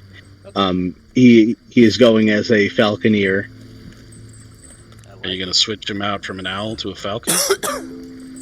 No, falconry is just I was to say it'd just be for one raptors in night. general. Nope. I'm getting a very strong like Sailor Moon vibe from this entire group. So much. I've never seen it. That's okay. Me and Eloise, we know what we're talking about. Yeah. All right, that's it. So anyway, you as well are able to get your costume for 50 gold. So you can mark that off your sheet. Tomas as well gets Done. himself a costume. His is done up in a very light blue, almost like a eggshell blue, with a bit of a darker blue trim that goes along his jacket and along the sides of his pants. Kind of get a little bit of a Han Solo vibe, but in a bit more pastel color, and you get the idea of what he's wearing. He includes a mask as well as a very small bowler style hat for his head. Oh shit, Liam, should we have masks? Yeah, well, I figured I have a mask. It's black and white vertical stripes. If you want to get something of a similar pattern, that works. Sure. Let's get 2 of those. Okay. You can have that. Cool. Mine has a flare up on the right side. Hers has a flare up on the left side. There you go. Yeah, I just I assumed mine came with a mask. If not, I'll get a mask as well. It will be a beak to mirror the owl on my arm. I like it. Ooh, so like a fucking what was the Like the plague doctors? plague doctor. doctor? Actually, I think I want Tomas's mask to be kind of like, if any of you have seen the TV show Titans, the way Robin and the way Nightwing have their mask just kind of on his face, around the eyes, and kind of outward like little diamonds.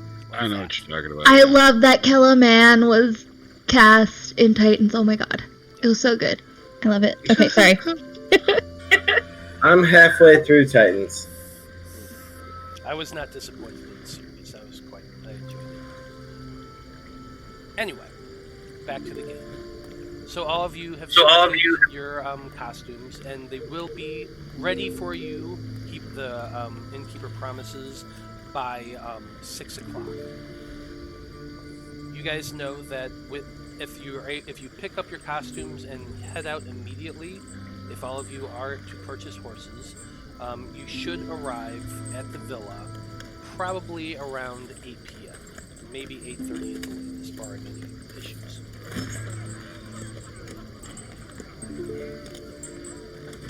So, I assume you guys all want to get a couple more horses. What do you want? A horse and a wagon, correct? Yeah, draft. Another Yeah, draft. we need 1 horse and 1 wagon, I guess. Just for cardinal direction clarification, up around this guy's villa is about where we saw that giant bird thing. So, just saying, it exists in this area. The wagon costs 35 gold. Another just draft horse is 50 gold. I'm gonna What would ritually it cast cost Speak to with upgrade Animals just to chit chat with each of the horses, see if any of them is particularly interested in joining us.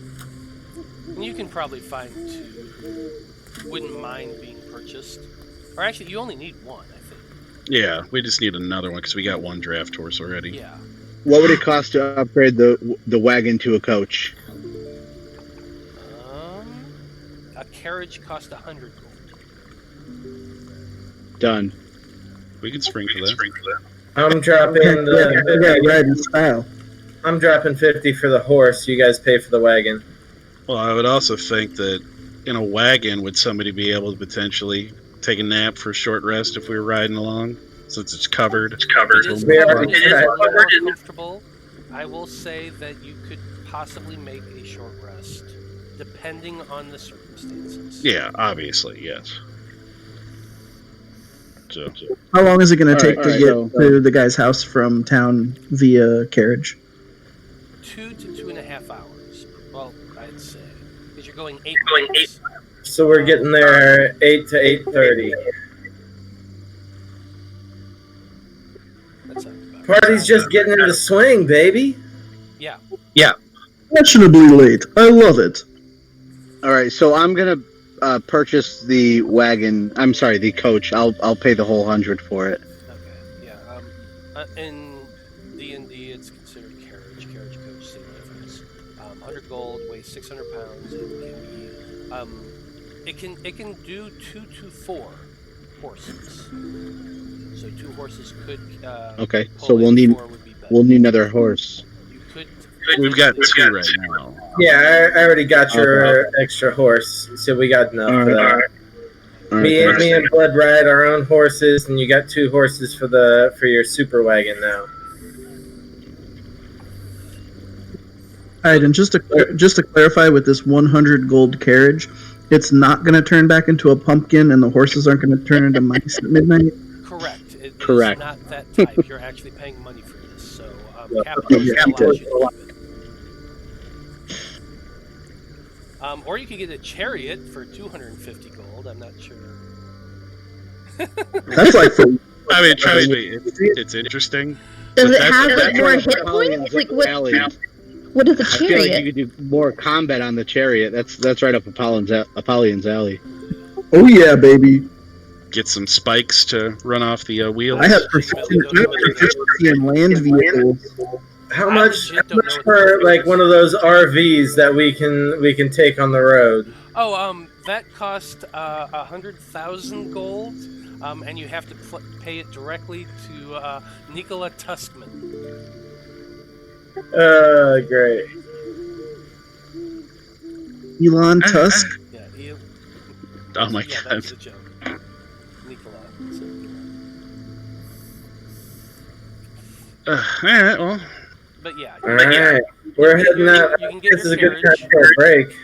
Your a carriage. Someone has to sit in the front and drive it, and then other people can sit in the covered area and potentially relax in there.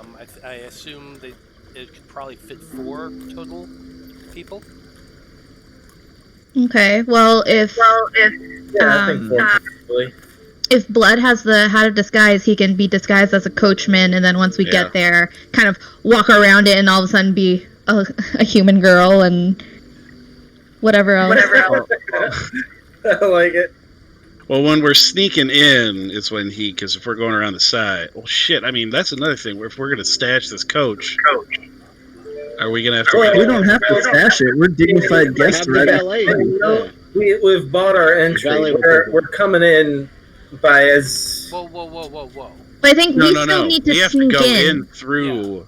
Yeah, We're we not- don't have an yeah, invite. yeah. Oh, so we couldn't sneak in through the front door. No, No. we're not sneaking through. The Okay, front. okay. We're sneaking through the back and pretending we're supposed to be there. Okay. So what's the point in having a nice coach then? Well, I mean, the coach is also just coach. that's just the veil thing, dude. Oh, okay. I mean, I'm cool with it. Like, Tomas, It's not for show. It's for me. when you scouted out this villa on your own, what kind of security was around the outside? There were 2 people at the front gate at all times, and there's a wall around the entire villa. How were there any guards patrolling the wall? There are guards patrolling the inside. The wall itself isn't too thick. And what's the approach? Is it like a wide approach? Yeah, Like it's a open pretty wide fields? approach. There are some fields around there, mostly grapes. From Would there, there it's just clear trail leading along the river. If you How actually would we- pop up, if you pop up the map Yeah. on villa map? no, not the villa map, Laverne? the area map. It's the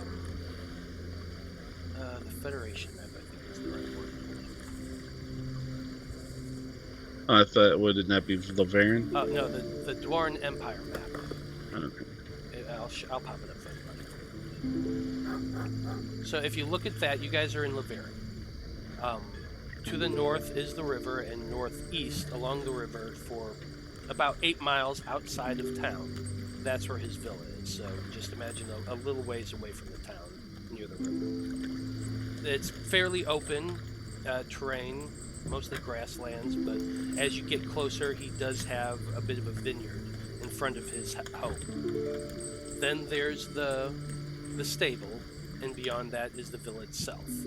A walled enclosure. It's basically built like a fort.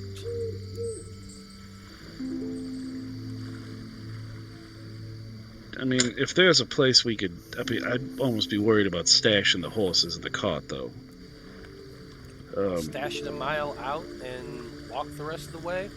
We could do that. I mean... We'd be getting there a little bit later, but...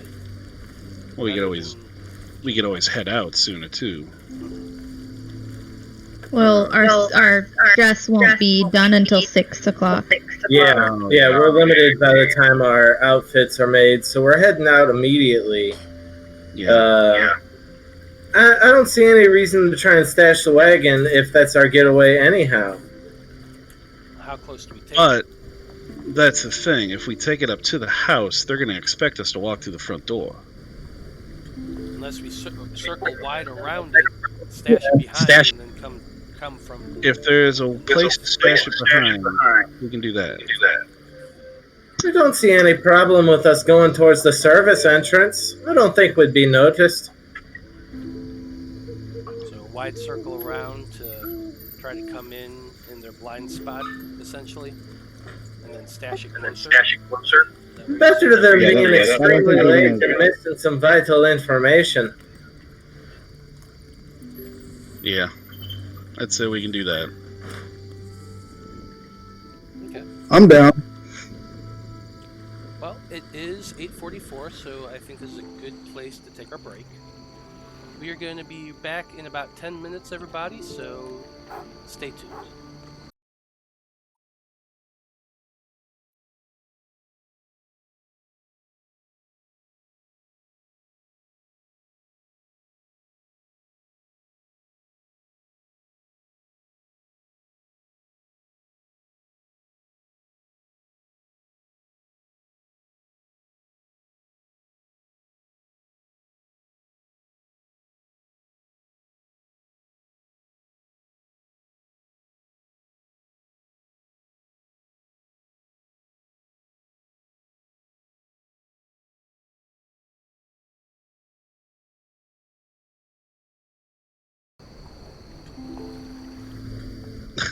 You got a fucking cater.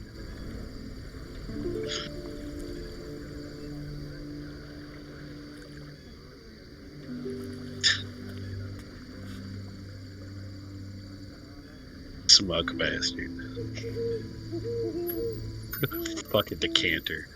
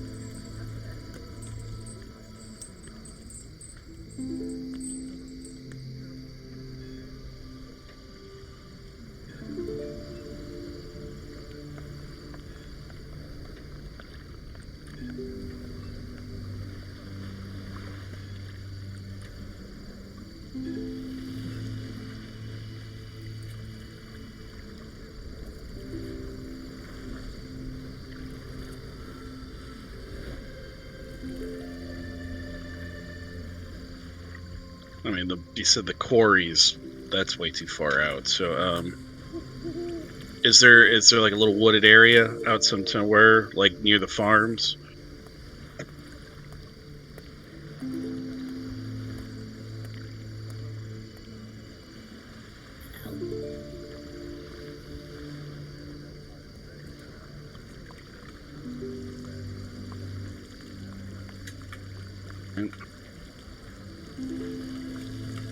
And it's just like grape vineyards is the kind of crops this guy's dealing in. Shit, those aren't going to be big enough.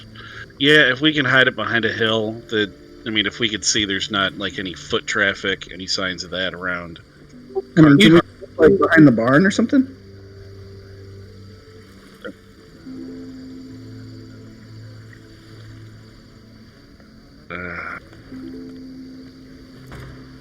Tomas, when you were out here doing your scouting, are there patrols on the outer grounds? I'm wondering.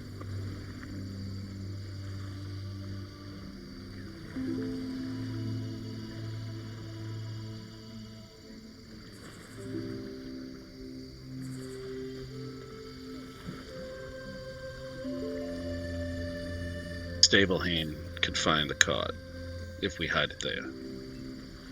Plus, if the stable's right there, I mean, people are going to be coming up in horses and stuff like that. They're probably going to be putting horses in the stable.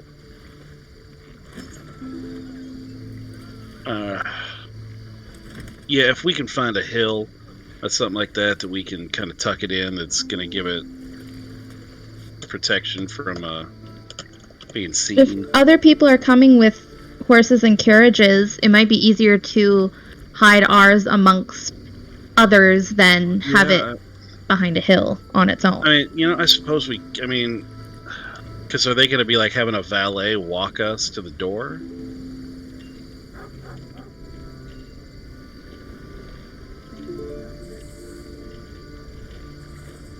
Mm-hmm.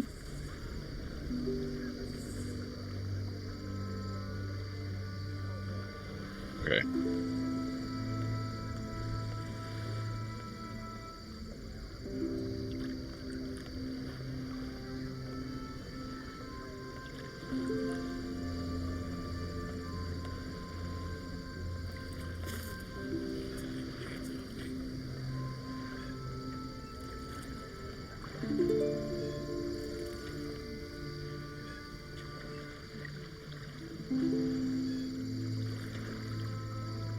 Is the front gate, does it look upon the stable? We're not headed to the front gate. I'm just asking, do the guys at the front gate, do they have perfect view of the stable, or is there a pathway walking from the stables up to the gate?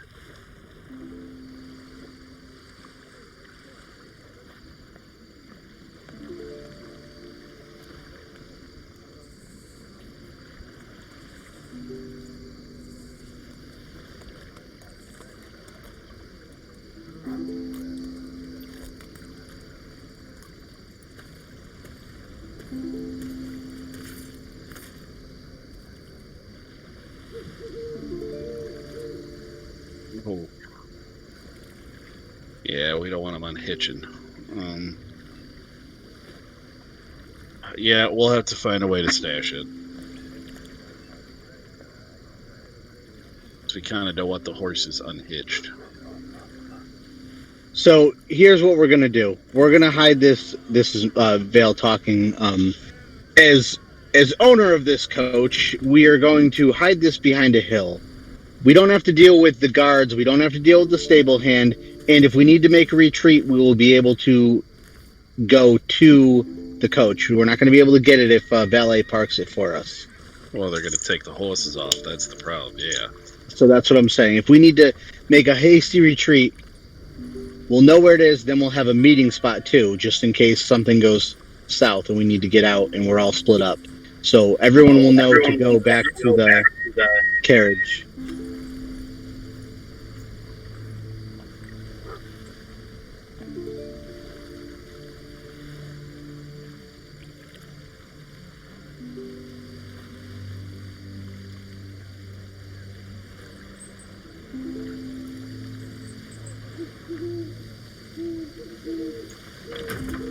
Covered.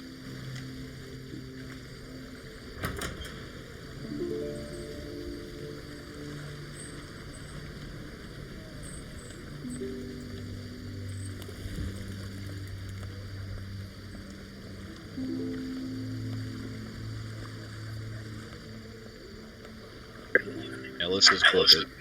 Yeah, I think we need to move. Yeah, Eloise, can you do any druidcraft to disguise this with nature? That's something you should have brought up yesterday, bro.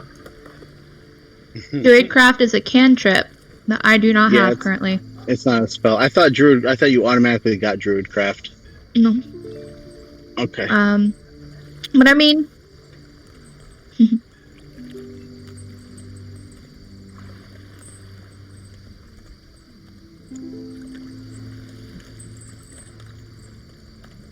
prestidigitation.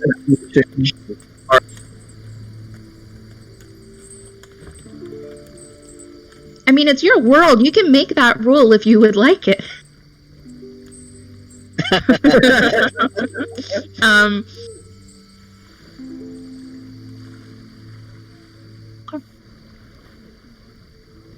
Cool beans. No, I don't have druidcraft available to me, but I have pretty great survival and nature skills, so I can maybe just like disguise it. If I can convince the horses to stand still for the entire time that we're gone. I look at the moon stars and realize it's getting late. I look at you talking.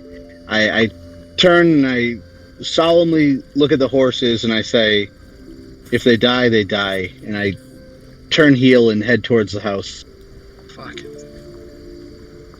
So fucking dark. Alright, on the way, I'm going, as we're like parking it, I'm gonna do a quick speak with animals. I'm assuming that I just kept ritually casting it throughout so I could keep talking to these horses when we're on the road, because why not? And I'm just gonna kind of say to them, like, you know, just try to stay here. You're hidden behind this hill. Just stay here. There's munch away as you will. Just, you know, don't wander off.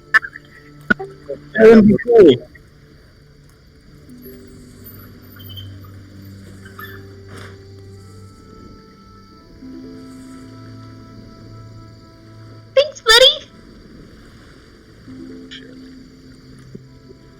Just tell you under the bamboo. I love it. I love it. Let's enter. Oh, son of a bitch, then he had to go. Who, me or Apollyon? Assuming you. Oh boy.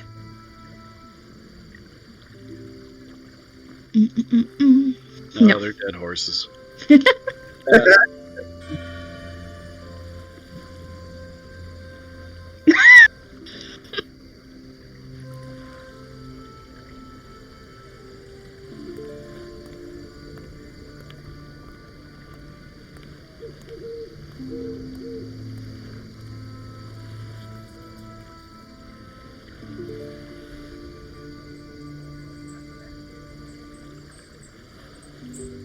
Yeah.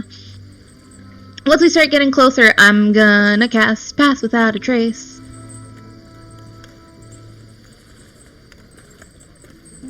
I don't have it in my spells because it's out of the staff. Just a second, I can find it.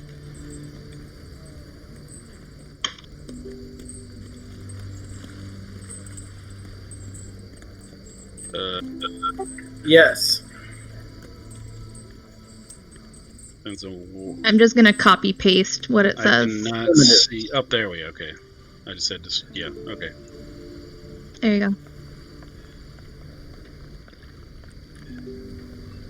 go. Can you give me the? Sorry. Can you give me the lighting for Jareth, please?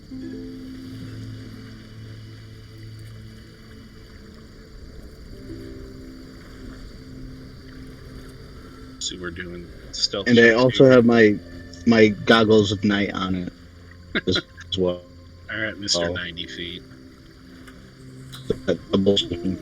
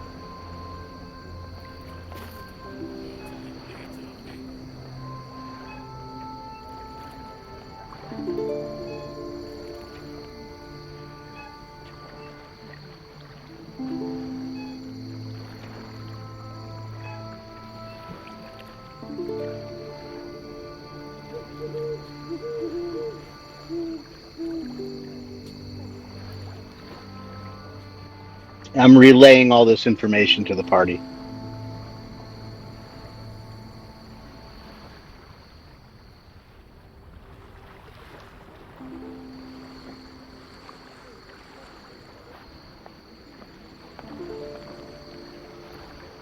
$34.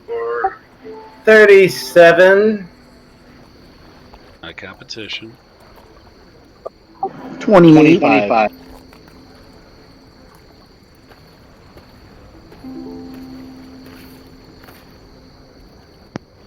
24.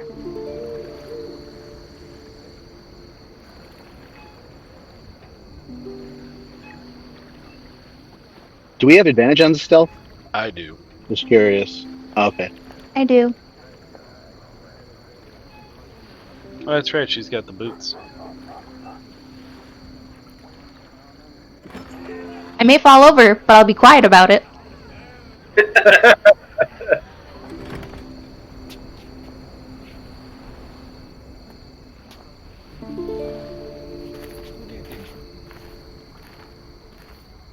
Alright, so he said that those people are. I mean, were they looking at the gate? The people that Jareth can see, the guard and the woman are talking to each other. Or at least the woman is talking to the guard standing there underneath the columns. It's definitely keeping an eye out on the area.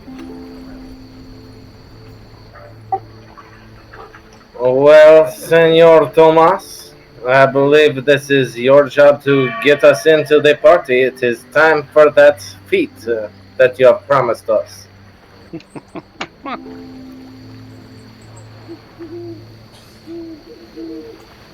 Is that the new voice? Yes, this is the new voice. I hope you approve. Oh my god, you sound like the frog from Swan Princess. Alright, You're killing me. well, The one who's convinced he's a prince. Well, I haven't seen it, damn it. we need to... This is not derivative. This is just what my French accent is. This guy's gonna notice 6 fucking people walking in here. Well, we're leaving it up to Tomas to get have his contact get us in. Well, the gate is open. That was us. That was him getting That us in. was yeah. All right. There is a bit of cover. So like I said. We're already past where Tomas said he was going to get us to, so we're just moving on our own now. No, Tomas is helping you. He's working. Yeah. with you guys. Yeah, but he got us. He spent the ruby, and he's already done that part now. Is what you're saying, right? Yes. Oh, okay. And So this, what if we walk in and if anything goes wrong, like if someone notices us or questions us or whatever, we have blood already as the human servant girl, and since Tomas, I'm assuming is invisible by now. He's now crouched there. He's going to go ahead and try. Okay. Well, Because I think the rest of us four look fancy, so we can just like say that the servant girl was giving us like a tour or showing us something or other. We had refused to surrender our wagon to their typical means. well, I mean, if we can, because he said there's a little bit of cover inside the gate. And then this is a dining room, right? And then the kitchen is after that? Yep, this is the dining room. Right down here. There's a door there that leads inside. And then beyond there is the foyer. That could be, alright. Because if we've got a little bit of cover here, maybe I can, Bloody can go in disguise, walk around the corner here, Tomas could be following him, and then you guys can, as if you're coming out of the dining room towards the pool area. So maybe Liam sneaks in and distracts the guards so everybody else can get in? Is that what you're Well, I saying? mean, I could even go in as the servant girl walking around the corner and maybe draw his eye. So you be the distraction. You go around. Yes. I got you. You can certainly try. Yeah, well, come on, Tomas. I am in servant girl mode. Transform into the servant girl and still being stealthy, I assume, because you're still in the kitchen. Open the door just enough that you and Tomas go through. Tomas goes through first. He's invisible. He is invisible, so you but you make your way, crouching down, walking a few feet forward along the edge, and then standing upright, so it seems like you're just kind of there the whole time. And Or it's if I even came out this door and I'm just walking this way. hopefully you can see a little bit of the walls, so you can see where the building themselves are. Yeah, this looks like it's a corner. Yeah. Right here. Yeah. Okay. And then I've been playing around with dynamic lighting to try to make things a little bit more. I'm assuming based on the dynamic lighting, this is another building corner. Yes, it is. Okay. And the guard over here, his attention is more drawn by the woman than anything else. Okay. Well then, yeah, we'll just kind of walk, just, very nonchalant, maybe even holding we don't have a wine bottle, do we? Just with a towel or something like that, just walking around the corner. Well, as you walk around the corner, what you can see is 6 fluted marble columns that stand about 15 foot tall, supporting a high-pointed ceiling of the same marble. A large fountain stands in the center with the shape of a mermaid on the top of it, spitting water out from her mouth. Is that like a magical effect, or is there like plumbing? Plumbing. There are 3 guards positioned throughout the area that you can see, carefully watching both the guests and servants as they move about. There is a pair of older dwarves in masquerade outfits by the fountain here. Mm-hmm. You see the guard here. Are these more guests? Looking down there, what you can see is a middle-aged, bald, sweaty, fat man wearing very fine robes of blue and I think silver, it's our boy. but not wearing a mask. And It's our he boy. is speaking with an equally bald halfling in a green outfit and mask behind the gate. As you suspect, you're guessing he's probably Reorg's signal host. Mm-hmm. Now, next to him is a middle-aged woman with blonde hair who seems to be whispering something into Sigmund's ear before walking away, moving into the villa's foyer and disappearing behind the door. Which way did she went? Did she go this way? She went this way. I can't. Okay. Oh, okay. Oh, the foyer's by the She ballroom. comes Yes. up this way, goes in through here. Into the So foyer, maybe and she disappears. as I walked around the corner, I saw her coming that direction, or I saw her speak Saw to him her and then. standing there speaking to her, and as you Okay. stopped there, you watched as she walked away up through past the fountain and into the foyer. I'd say about this point, I walk up and grab Eloise's arm and start strolling her through the entrance here, just acting like we own the place type of thing. Following. Eloise, are you still holding onto your staff, by the way, as you're walking? Are you still keeping up your effect and you're holding your staff? That's what I'm asking. Are you talking about like pass without trade? Yes, I have my staff with me. Although I put some, I don't know, I decorated it so it looks a little more fancy. Fair enough. Followed closely behind by Apollyon. And all 3 of you, I'm going to go ahead and continue to use the stealth checks that you had before.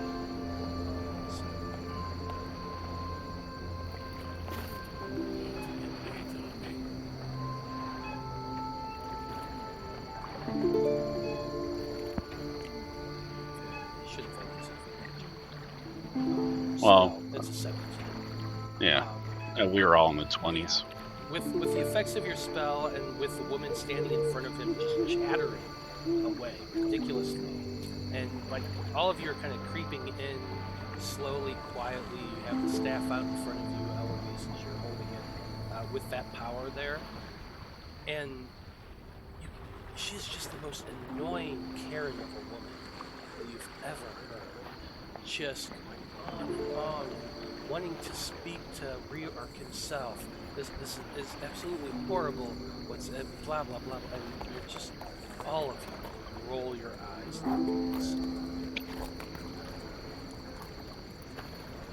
Or bold. All right, I'm moving a little further forward. Sorry.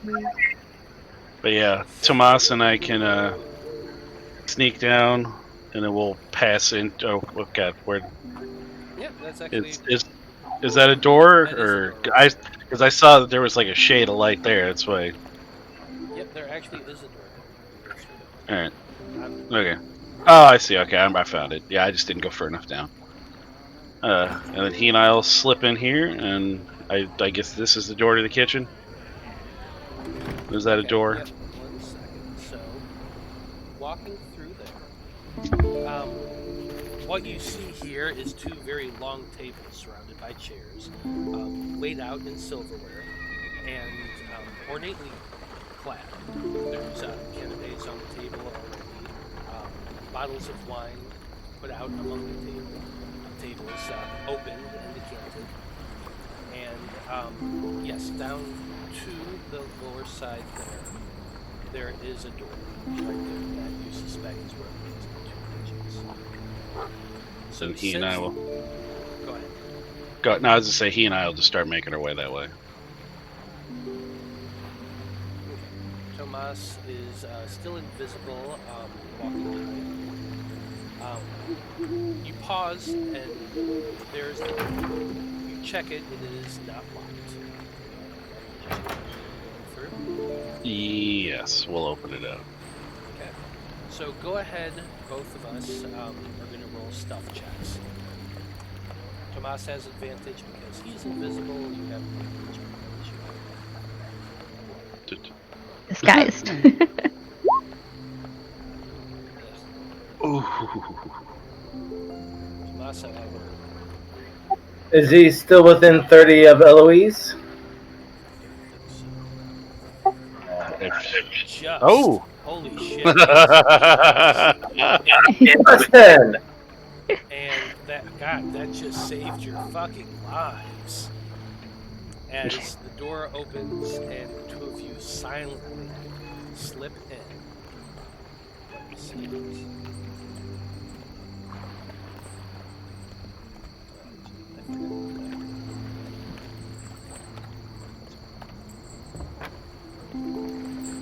Two of you standing there, what you see is a human man, clearly dressed as a chef, working at the table in the kitchens. There is a young woman over here who seems to be working with fresh vegetables, and a man positioned at the far end, a dwarf here, who is doing the dishes.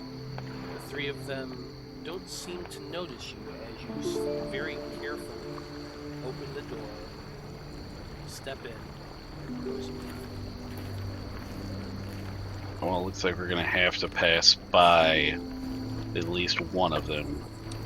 Yeah, because there's no clear other path. Now you can see that there are two more doors. One here that leads back outside. And then this one. And one right there. That's the one I'm looking for, yeah. Because we want to, I mean, and if they stop us, I'll be like, look, we're just getting some wine for the party. Now there is a open table here, four-legged on either side, and there is space underneath it. Oof. I mean, how distracted is this guy? He seems focused on what he's doing. For out-of-game purposes, you will be making another stealth check to get around him. If you want to try to get under the table, it would be an acrobatics check as well. Could Tomas maybe go under the table since he's invisible and small? Tomas is small enough, you kind of suspect that he can get around the chef easier than you. Yeah. But I mean, I can't see myself, even disguised as just a random girl, sneaking past him and going underneath the table. I mean, you're dressed as I'm not there. Yeah, I mean, like I said, I will just kind of pass behind him and let Tomas make his decision because I can't see Tomas. Okay. To let him make his decision where he wants to go. Go ahead and make one more stealth check, and he is also going to be receiving an advantage.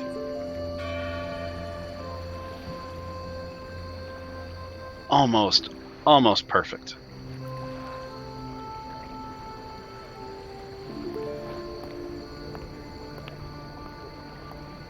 Yeah. I should totally sleight of hand some poison into the food, but I won't. You can certainly try. Maybe later.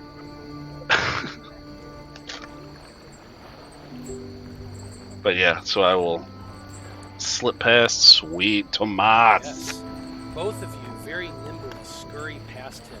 Tomas ducking underneath the oven door a little bit, sliding around him. You just very nimbly sucking in to try to get by, and you both circle around. Hey. He doesn't need to suck in anything, right? He is a slim, stealth creature, okay? And check the door, and the door is now. Proceed to the door. One more step. Check, please.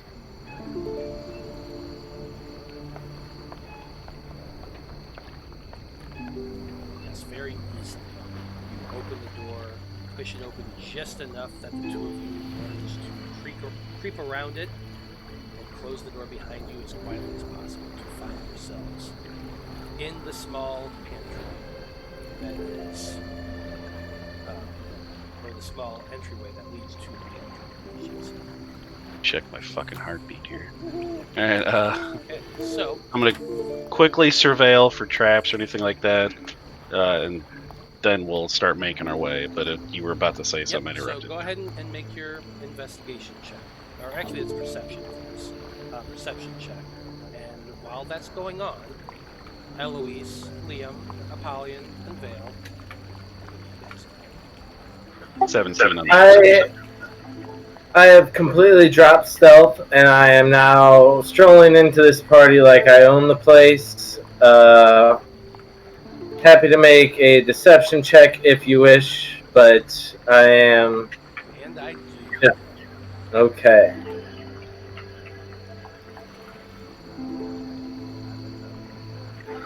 That would be an 18. Okay. So you're kind of arm in arm with Eloise. I imagine you're kind of pulling her along a little bit as you because with that 18 deception, you are going out there big and bold, and I am supposed to be here. I am just walking about, and you do see the guard down here flick your eyes to you as you're walking through, but he makes no movement towards you. He kind of just goes back to that glassy-eyed stare of somebody who's just doing his job. Sure. Apollyon, what are you doing? Yep. Oh yeah, I'll also kind of stroll forward through here, and I'll pick my cane up and kind of walk with it abreast, nodding to Mr. Veil. Yeah, I'm gonna keep pace with Apollyon, kind of standing up straight, chin up, looking like I belong and I shouldn't be questioned. Let's get a drink here, sir. Go ahead and make deception checks for both of you. on Drow. Come on, Drow. Please be good. Can I make a performance check instead? Absolutely. I've got a 13 on deception. Oh! I'd like to use my He gave you inspiration! He gave you inspiration! It's a nat I said I one, though. Well, if you guys would shut up for a second, you would hear that he said he's using it, and probably the best way to ever use it ever. What did you Yeah. Oh, Critical. yeah. 24 total for performance. I am El Toro Fuerte. And goddamn, he is twirling his cane and boldly striding along with that top hat and whatever other fuck else it was. I don't even remember. And it's just My billowing cape. billowing, The billowing cape! and you are Apollyon, and you are glorious, and you just meld right in. The guards don't even give you a second glance as the two of you begin walking out. Except for that one guard that gives you more than just a second glance. You seem to be just the life of the party, and you do cast glances towards you in that boisterous way, but not of suspicion, but more of, oh, who's this? Exactly. That's what I like to hear. Let's just pretend that I gave the golden statue and the silvered medallion. So if you want to use those, I thought you did give it to us. Yeah, I was just saying because I didn't take it on my inventory. Or if you guys want to do it, Yeah, Do we I- discussed it. Yeah, we discussed you do have it. it. And Do I see any of the serving girls around? Yeah, there's some serving girls moving about, usually carrying trays of either canapes or flutes of champagne. Yeah, I'll stop one of them and say, "Oh yes, good evening. A glass of champagne for me and my associate. And is the master of the house around, Mr. What is his name? Mr. Sigmund?" The girl allows you to And- take... sorry, go ahead. I was going to say, as he's talking, I'm continually, as he, whatever he does, I'm emphasizing it with prestidigitation. So as he's talking, I'm kind of there's like a sweet, like a very faint light flute in the wind sound coming out Oh my God. around him as he's speaking. A And piccolo. when he first walked in, there's just not bright lights, but definitely colored lights around the tops of around his head and shoulders to just emphasize like every step he makes, his muscles rippling and little or his cape billowing and little flecks of light and smoke coming off of him. I love it. And sure enough, when you ask this of the young lady carrying the flutes of champagne, you're both given one without question, and they point down past the water fountain to this man here, who, while he was speaking to a bald halfling or dwarf, he too is now glancing up towards you, and flute in hand, kind of raises a glass and gives you a nod. Ah, I see the man himself. Let me go introduce myself. Walk over to him. Okay. Vale, are you following? Oh.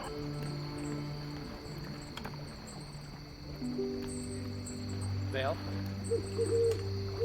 Oh, did we lose him? Oh, maybe we did. Sorry, I was out of the truck. Yes, I am following. I'm for all intents and purposes, I will be right abreast with Apollyon the whole time. I'll be in and out Okay, fair enough. in real life, but yes, I'm here. So yes, you do both head over to this man who has a flute raised to you, and as you approach him, the little bald man goes walking off, heading in the direction of the fort. You walk up to him. Liam and Eloise, what are you guys doing? I'm kind of nodding at each of the sculptures and the podiums and the fountains, acting like this stuff intrigues me, just trying to pass for fancy. Okay. Waiting to see where the conversation takes everybody. I'm not making any strong moves at the moment. Okay, fair. I'll ooh and ah at what he points out. Okay. So Apollyon, Segment turns and looks at you, and he's shorter than you, quite a bit so. That bald, greasy hair, sweatiness around him. Smiles up at you. Good evening, my fine sir. Allow me to introduce myself. I am El Toro Fuerte, a vast noble merchant from the North Republic of Hyrulean, and I have heard of you long and wide as a connoisseur of the arts, my good sir. Make a deception check. I will, as I'm hyping him up and kind of adding to what he says. I'll give him the help action. Yeah, I'll allow you to assist a little bit by being there and adding to that with vegetation. Allow me to also introduce Attacking is my friend and Falconeer. So go ahead and roll with advantage.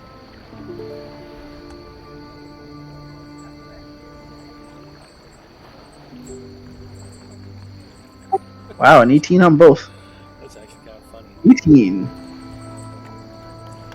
The man says, "Well, Mr. Fuerte, did you say? That's right, but you may call me El Toro. El Toro.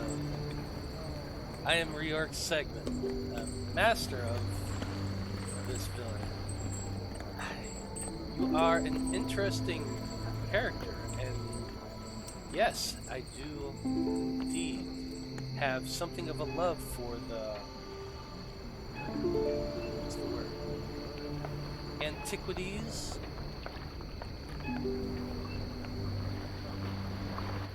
Ah, yes.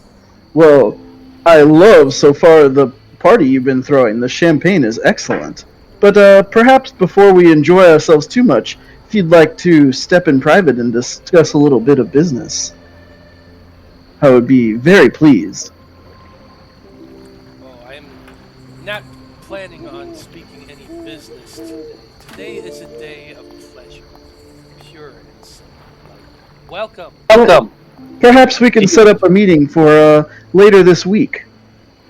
I'm very weary from traveling, but my ship and my goods are not far. I interject and I say, if not for business, then for pleasure, I think you should have a look at these oddities and antiquities we have. Go ahead and make a persuasion check.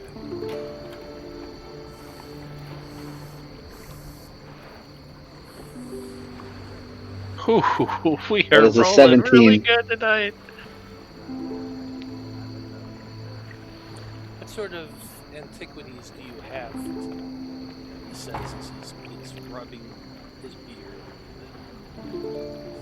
I look over my shoulder, both shoulders, and I kind of look towards Mr. T over here, and I say, El Toro, I don't think we should speak of this out loud, or show out loud. And I turn back to him and I say, perhaps some more private, as El Toro suggested. Trust me, Senor.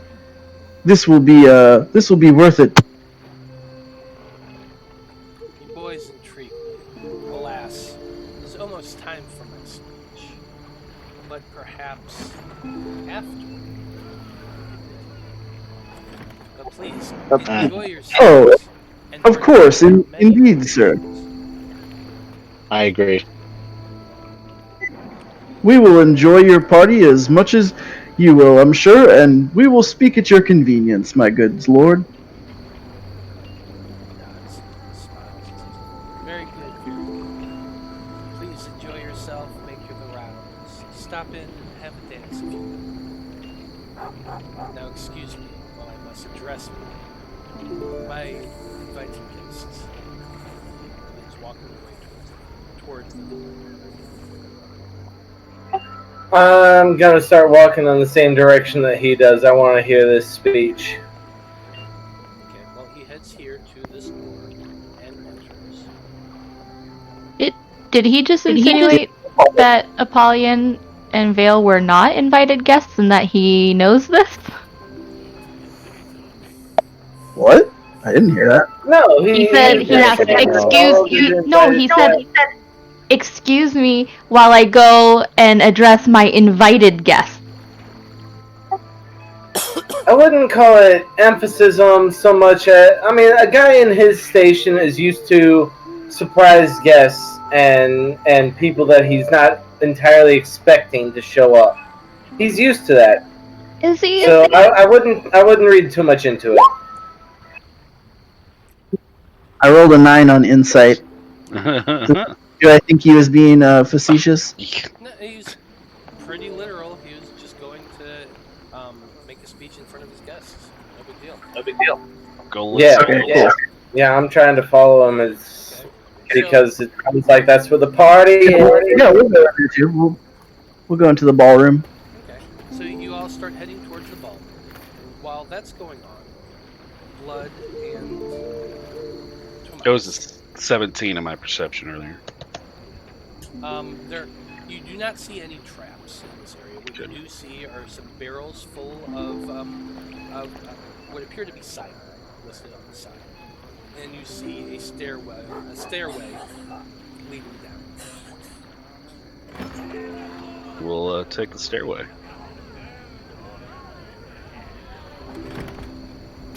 Because it's me, I do have a map for that. Of course you do. Alyssa, I'm just kind of jumping through rooms here. If you're trying to follow me, just kind of click and drag and go straight through rooms. You'll find me. Okay. So anyway, I'm gonna move everybody to the next map. Oh God, where did I go? You guys aren't here, so Okay. I might just put you on there so you have vision, but you're not in the scene anyway. You can make like a party token so they can. Yeah, this is blood time. Give blood some time to be blood and do blood things. Blood. Well,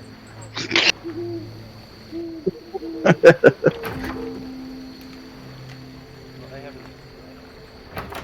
Fucking asshole is puckered tight right now. God damn it. So fucking scared.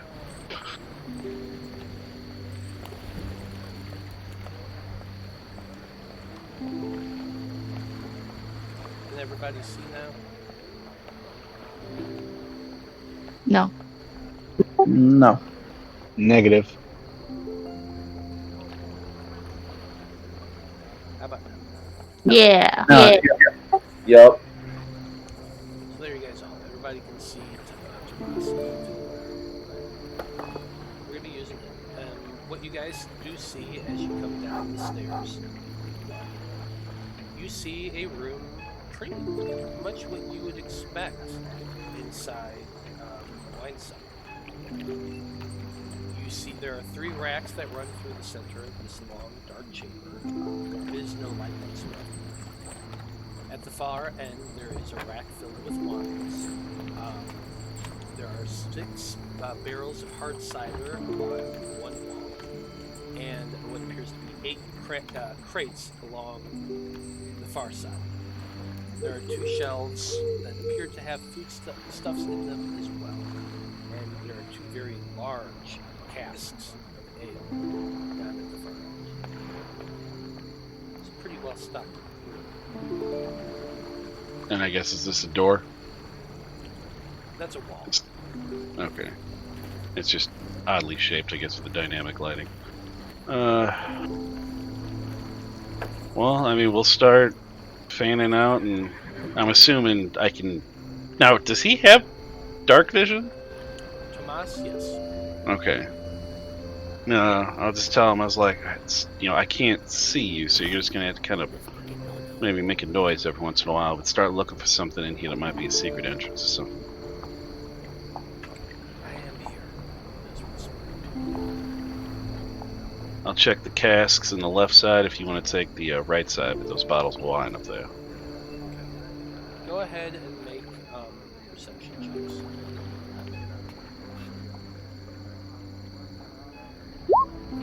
To 1. That should not. It's just do 16. But you're checking the casks down here. Yeah, it's like the cask. Yeah. Like I guess from here to here, he's just walking back and forth looking. So the crates along here all appear to contain hard liquor. You see Okay. boxes labeled whiskey and vodka, whatever hard liquors are in fantasy.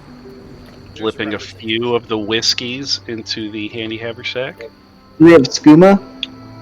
They do not For have my- skooma, unfortunately. Anything super exotic? Most of it just looks like standard Run-of-the-mill decent bottles of alcohol. You estimate they're probably worth maybe 10 gold each. I'll slip a few of them in there for Liam. Sure, you can add however many. I mean, each crate has a dozen bottles in it, so however many you want to try to shove in the haversack is up to you. Take one of each, like one of each type. So I'll fill that out later. Yep, absolutely. Tomas reports that the wine themselves are very high quality wine. Like he's actually kind of impressed by it. He tells you that, let's see, each bottle is probably worth about 10 gold itself.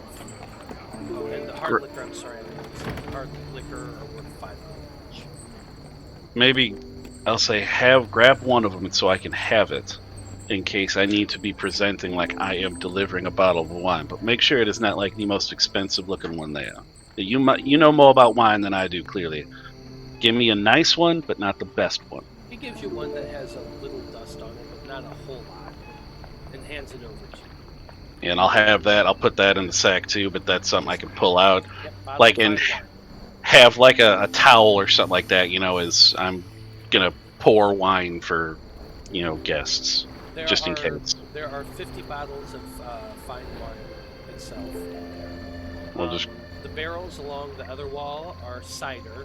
There's 3 apple and 3 pear. And like I said, the 8 crates These are of hard liquor. beer? That's beer. It's just a big keg that's tapped. Okay. It's meant to fill up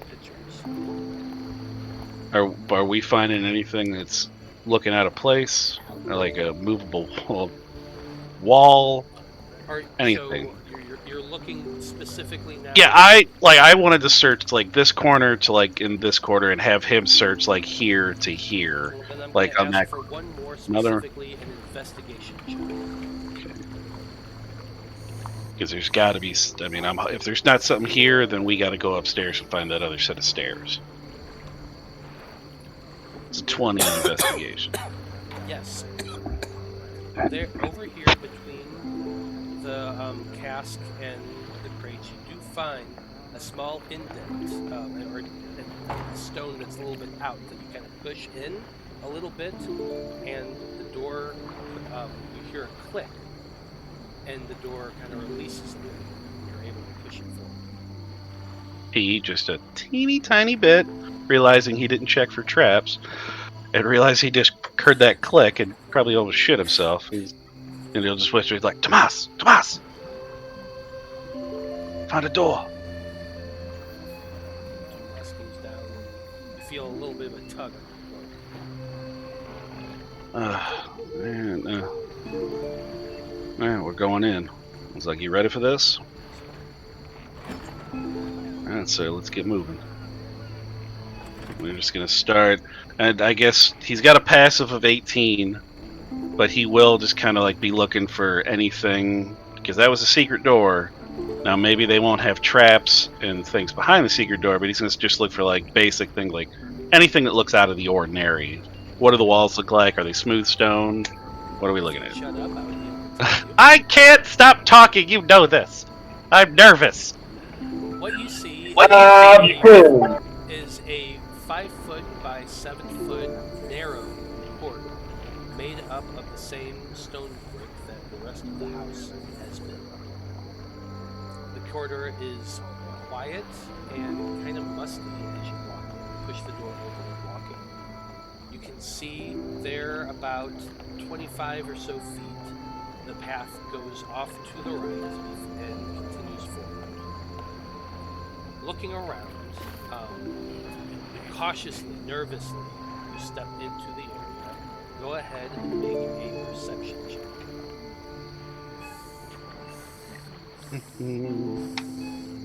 That is 26. Looking around the floor, the ceiling, the walls, everything, you're confident that there are no traps in this immediate area. I'm going to start kind of inching forward so that I see that gap. Is there any light? Is this just like the... There is no light whatsoever. So we're just going off dark vision, okay. Gonna use my little mirror, like on a stick that I've rigged up, that little hard mirror I got, and kind of peek around the corner. Peeking guess around that the can- corner, it looks like the corridor, same stone material as before, and it leads down a ways where it comes off to an end and into darkness. You cannot see very far down. Okay. The corridor before you continues on before it veers off to the right. Okay. Ways down. You want to keep going straight, or you want to check this right? It's up to you. Take this first turn first. We'll go here first, see what we got. And we'll just start kind of inching along. And moving forward, continuing with your perception, you're keeping your eye on it as you can. And you do not see any traps, but you do see, eventually, a wall. Perfect stone, just like it was the door that you opened. Alright, well, I guess if it's just like that, I mean, since I found one secret door, I'll check it. I guess would that be an investigation? Investigation with advantage because you know what you're looking for. Okay. Oh my god! It's a 10 and a 13, but... Wow. So, You're feeling around, and you don't seem to find any buttons or any push pins that will allow you to get through the door. It seems just completely smooth. Well, sir, I mean, I'm almost certain there's something here, but let's check down the other hallway. We'll give this one some thought and see if we can't figure out some other clues. We'll check this one again maybe later if we get a chance. It was 15.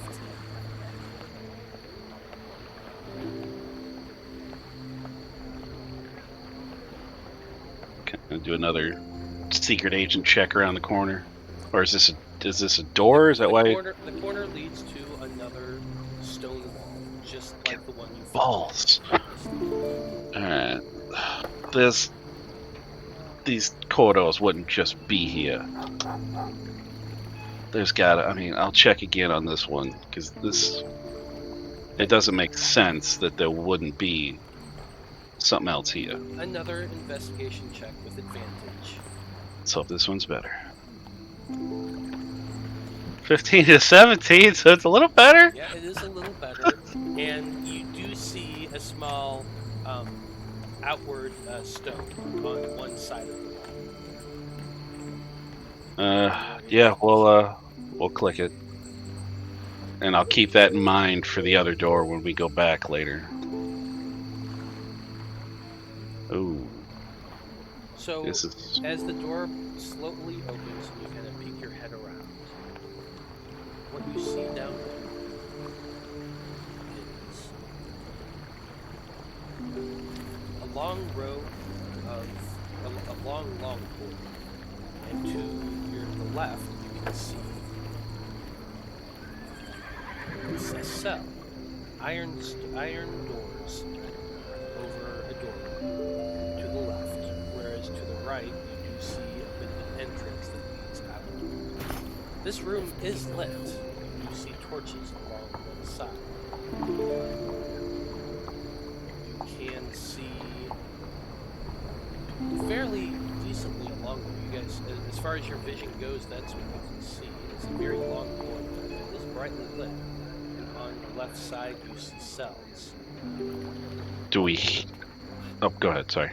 And on the right side, you see an open doorway. And I guess these are like magic. Or are they just like actual lanterns? They're or are they actually just lanterns. It's a fire and a torch sconce. Alright, so it's nothing like magic fire, it's just fire. Just fire. That's well, this is definitely more interesting. How far do you want to go with this right now? You want to send them a message and let them know what we've seen? I can do that. Yeah, give it. Who should I tell it to? Give this one to Liam. Liam, you hear in your mind, so we found a secret entrance that led to a couple corridors, and one of them leads to what's like a jail cell. You can reply to this message.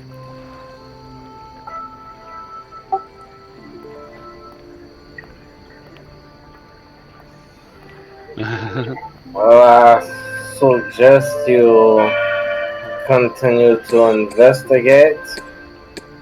This should be quite prosperous for all of us in the end. He says to keep exploring. Alright. Okay. I guess... So can we hear anything down here, or is it just that creepy dead silence? Make a perception check.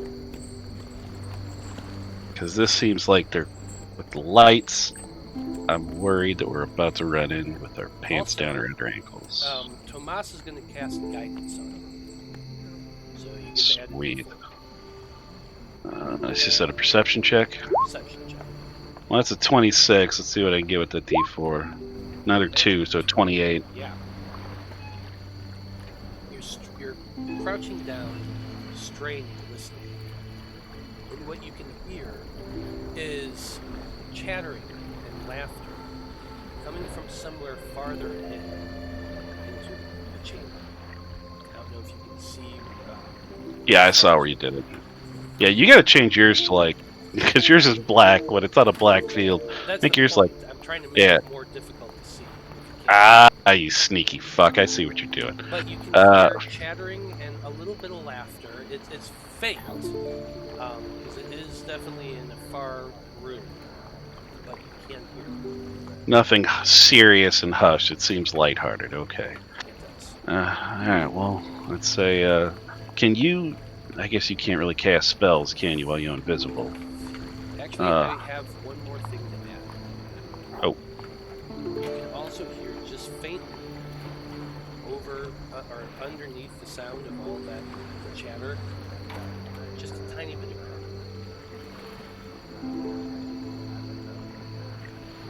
a few muffled sobs.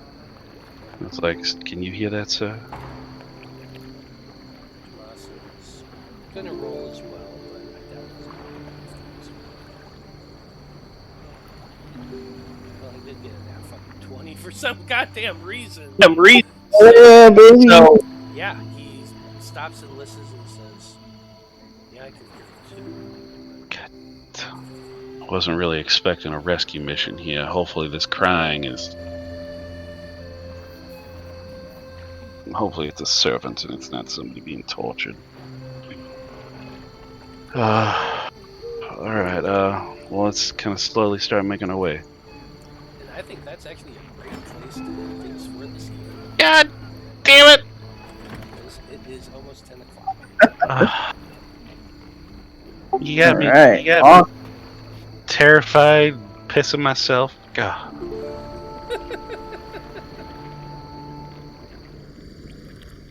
At least I'm a sneaky motherfucker. Dude, there is no way we're going to be able to repeat this. Look, do you realize how many fucking awesome rolls we've had tonight? I can't believe I rolled a 1 and then used inspiration and rolled a 20. That was Yeah. great. Amazing. Best use of inspiration. They really bought the El Toro Fuerte story.